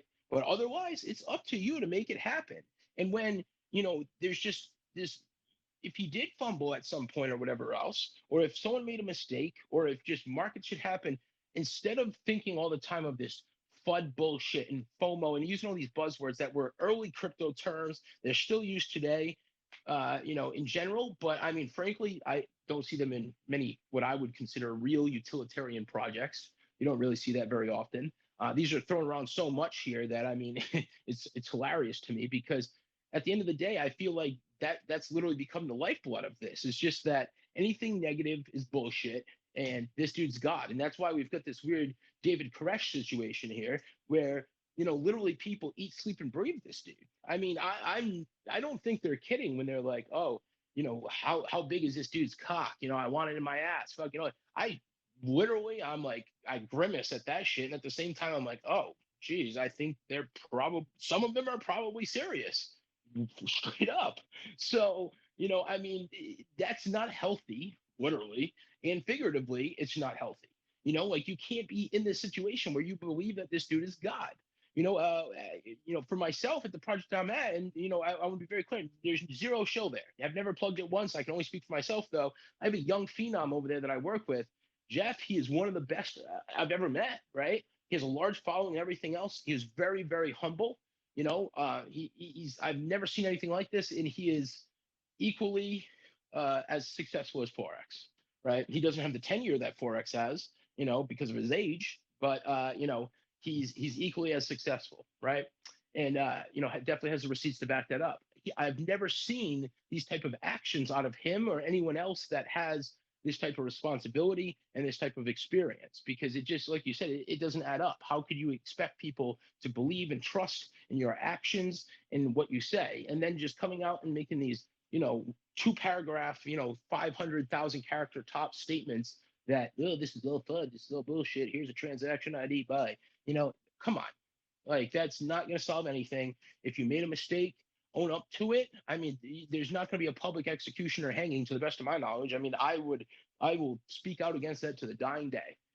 As far as getting authorities involved and all this other shit, that was a talking point to get people to the fucking table and everything else. From my point of view, though, this is self-regulation. I would hate to see any of that, and I would fight to the bitter end, because all that shit is ridiculous. We don't need the feds or anyone else coming in here to tell us how and what and when and whatever we can do here. If we hold this shit accountable and make this friggin' what it should have been and what it is always meant to be, this is how the space will proliferate and continue to grow. Otherwise, it's going to blow out of proportion.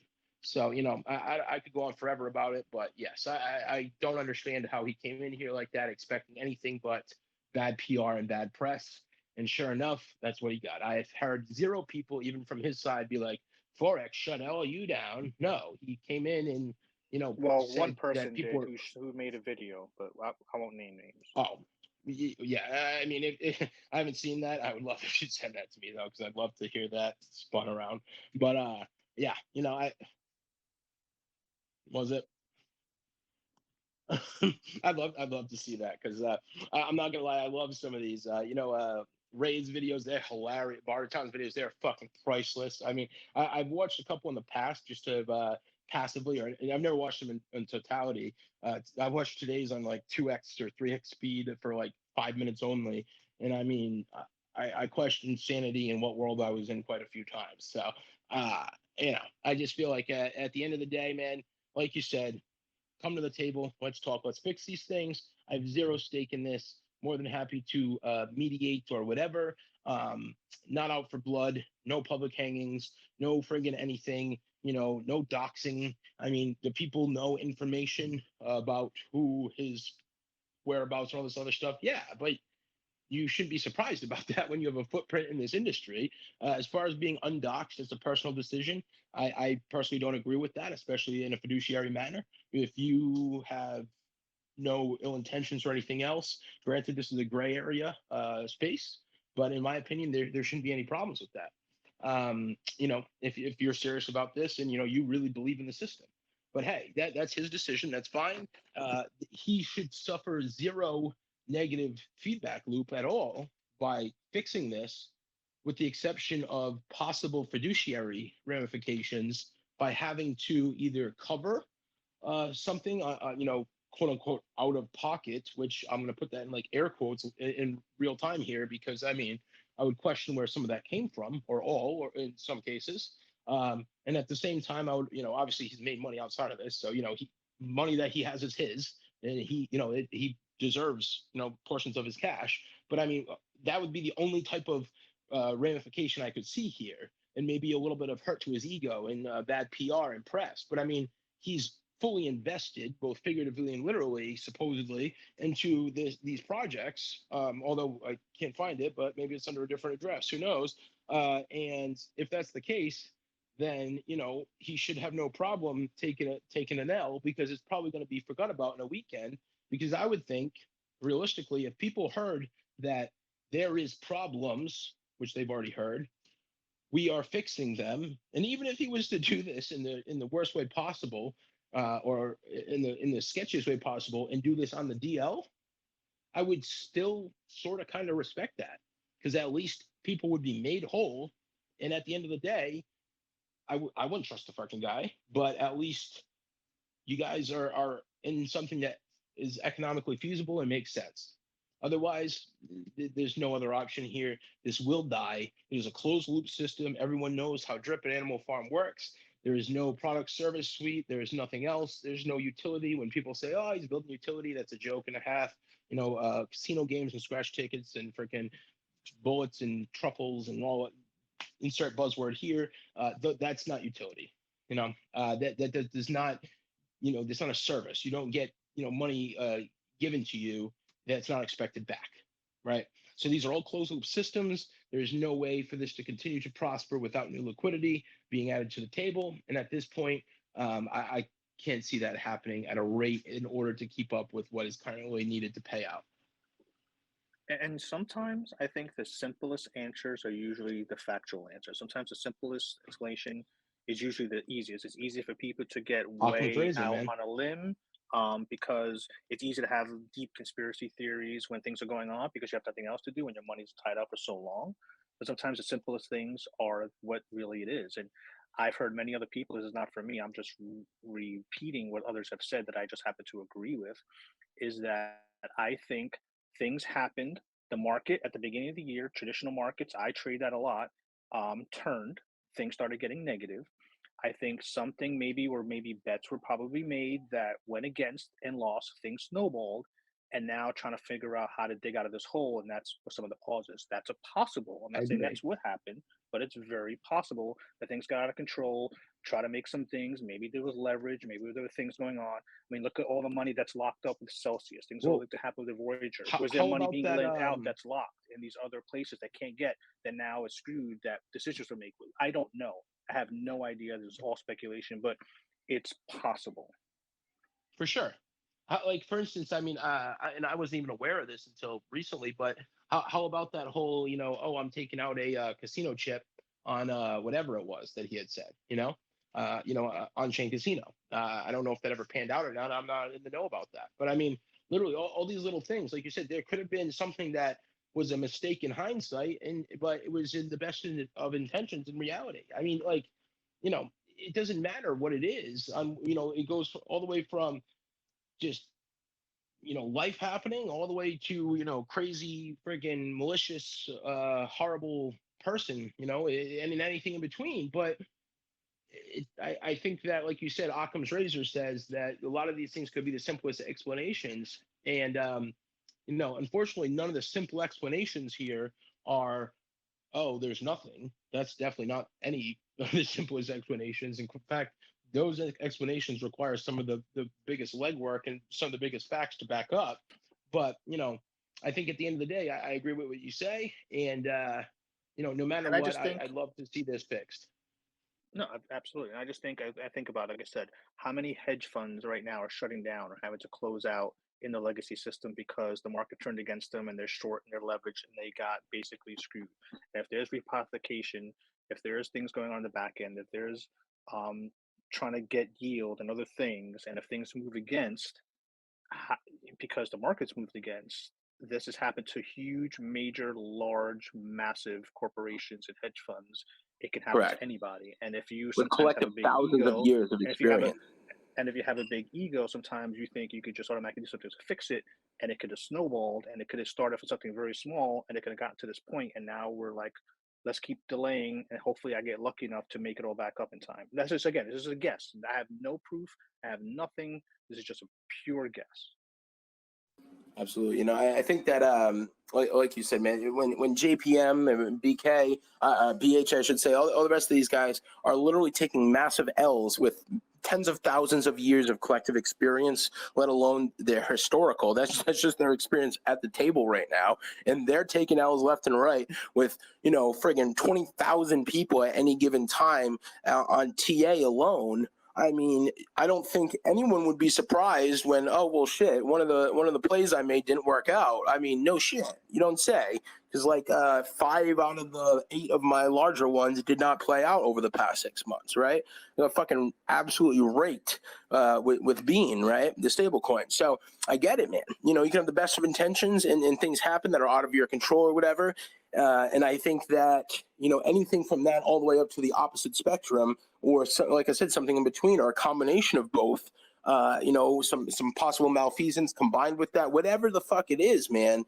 I feel as though, of all people, he's in the situation where, because of that kind of God complex scenario, that people would be very forgiving if he kind of came clean about the situation at hand, what's really going on behind the scenes, behind closed doors. Let's fix it, bottom line. And I think, unfortunately, the extended delays, and on top of the extended delays, that AMA last Friday of telling everyone that they're not getting their non-native LP of BNB and BUSD is what led this. That was the straw that broke the camel's back, in my opinion. That got people saying, I've had enough, and that's how we've gotten here, in my opinion. But don't worry, though. That's changed now. Yeah, I don't know if did you see that? He changed that now. I did, and said that I didn't say that, but it's in AMAs that are recorded. Exactly. That's what was said, but that's another topic. Exactly. Yeah. So I agree with you. I mean, once again, I think that everyone here besides me has a much better idea of, kind of the timeline of events and how things came out and kind of the mentality of people and, what they've been thinking over a period of time. I mean, I am probably the least clued in here when it comes to that. And I think that that's a gift and a curse. I mean, I can look at things really objectively. And at the same time, though, when it comes to kind of those mentality type questions and what the hive is thinking, people like you are much better apt to answer that. And I think that, what you're saying, though, is sounds to me to have aligned perfectly when it comes to the stars, kind of aligning, because people that like you said, it's the straw that broke the camel's back. And it just so happened that, by triggering a private chat to a public chat, because someone asked to share a link with a buddy, this balloon from 9 to 43 to BB coming in to 140 to whatever. And I mean, dude, it's a freaking 486 person group now. It's 440 when we started it. So, at this rate, it's going to continue growing and growing and growing. And it's not like new people are coming in off the street to go listen to the freaking, hot Telegram chat down the block. It's literally people that are involved, or people that are in these groups that may not be directly involved. Put back in the bottle. So, yeah, that's a really good metaphor, man. I appreciate it. And I think that just getting ahead of it ASAP. I feel like a lot of this is roundabouts at this point. Maybe it's just because there's the same conversations had almost every day. But the best way to handle it is as soon as possible. I can understand probably what's going through his mind right now, that having to own up breaks his persona, that, oh my God, this dude is the best.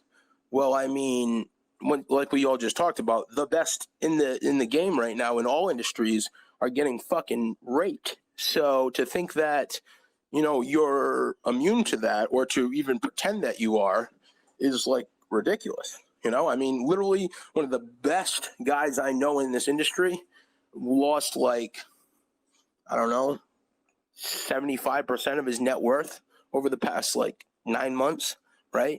And I mean, that to me, I mean, I feel fucking horrible for him. I feel horrible that, this is obviously happening to a lot of people, regardless of intelligence level and everything else. And I feel really bad for the people that do honestly believe that because they got into opportunities like this, and because they are printing, period, or quote unquote printing, that's just, that term doesn't mean that it's working. That means printing generally, at least to me, has always colloquially mean that it's fucking a money printer. You are literally, it's spewing out everywhere, not that it's running, period, but if it is, I feel bad for those people that believe that, the green light's on, I'm seeing, pennies, dimes, quarters, whatever, every day, hour, week, month, whatever. Therefore, I'm in the green. This is good. No, that's not true. Don't fool yourself. So for those that did do well and continue to do well, that's awesome. Good for you. I guess you're blessed on this round. I hope that continues to stay that way. For those that lost, I'm sorry to hear that. Hope you learned something. I know that I fucking did, and probably have a lot more to learn. But as far as situations like this, it needs to be surfaced. It needs to be handled in a way that makes sense. And I think that I keep coming in my head. I keep coming back to the same thing, and maybe it's just because of, once again, what I do. IRL, but I think that the kind of the governance mindset here is key, where both during the process of surfacing issues, as well as how to handle and best case, and what does everyone want, even within this group, what do people want? It's all about the governance, man. That's how I feel. We'd love to open it up if anyone else wants to chime in, refute, bring to the table anything. Clearly, this is a pretty widely accepting place. There's zero negative energy here from my point of view, at least, and I'll make sure that there isn't otherwise. So by all means, if you want to step up and talk in any way, feel free. Short of shilling your next project or whatever your next bag move is, feel free to come up.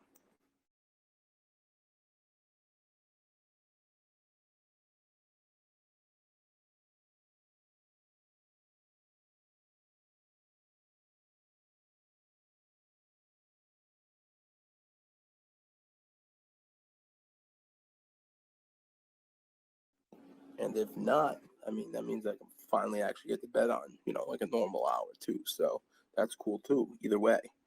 So either way, I'm cool. But just want to give the opportunity. Like I said, it's an open house always. Don't want to be the only one talking, or, one of a few that talk. If anyone's got any questions or anything else, please feel free.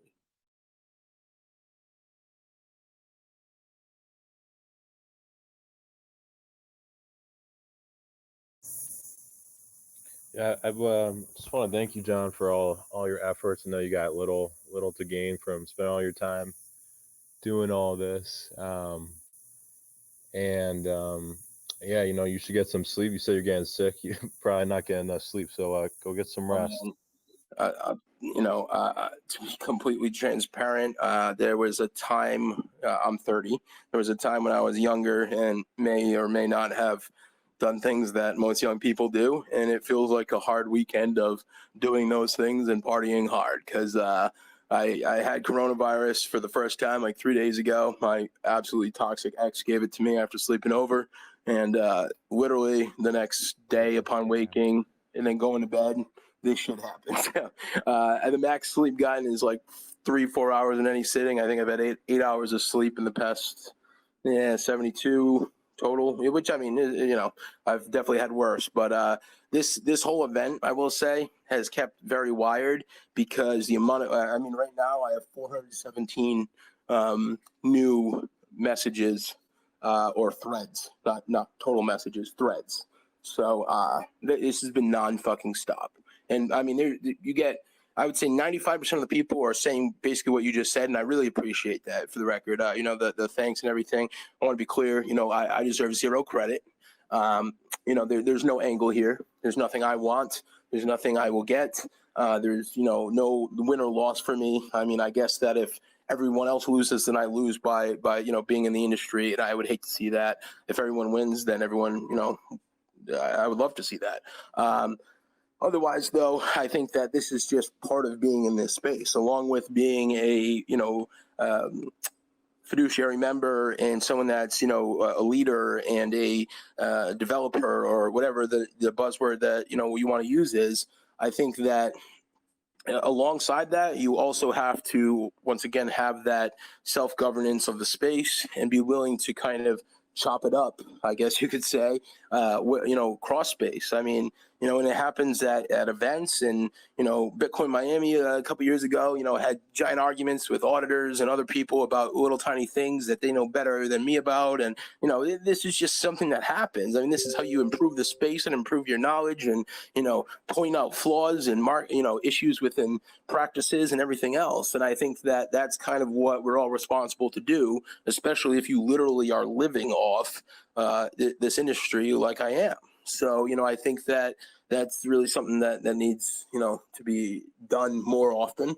And like I said before, this space, my intention never was, but now this space will stay open after this is done, whenever the hell that is. Hopefully the sooner the better, in some way at least. And don't take that to think I'm going to quit anytime soon, because you will not affect me for the next 6 years. So I got long legs to friggin' stay in this one.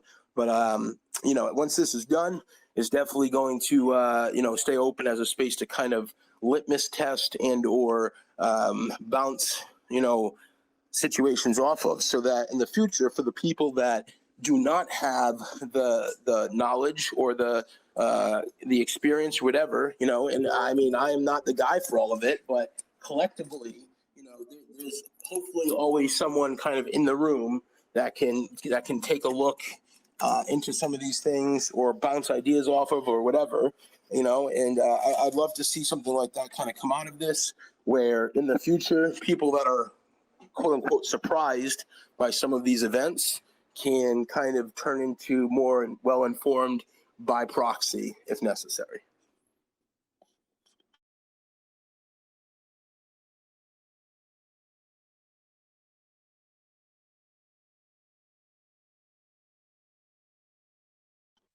With that being said, I'm going to leave this open to 5 past the hour as of right now, unless people want to keep it up. I mean, once again, you're always welcome to come on up, chat. It's always going to stay civil, no matter what side of the aisle you're on, and we can chat either way, regardless. But otherwise, I'll close down relatively soon if that's not the case. But people are more than welcome in the meantime.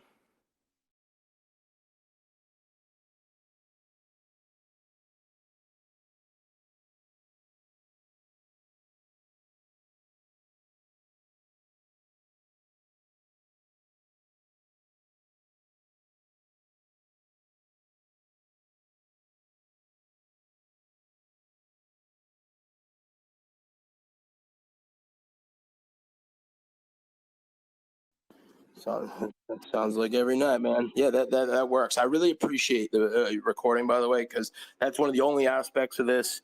No, there's many aspects that I'm not very good at all, but definitely the YouTube / recording, so whatever aspect, I'd probably mute, pause, fucking break my phone 10 times in the process. So I really appreciate people doing that. There's been multiples with that coverage. That's awesome. I mean, getting moments like forex coming and tweaking out and stuff like that, I think is important for clarity and brevity. And you recording stuff like that, man, I really do appreciate it. It's much needed. Thank you so much.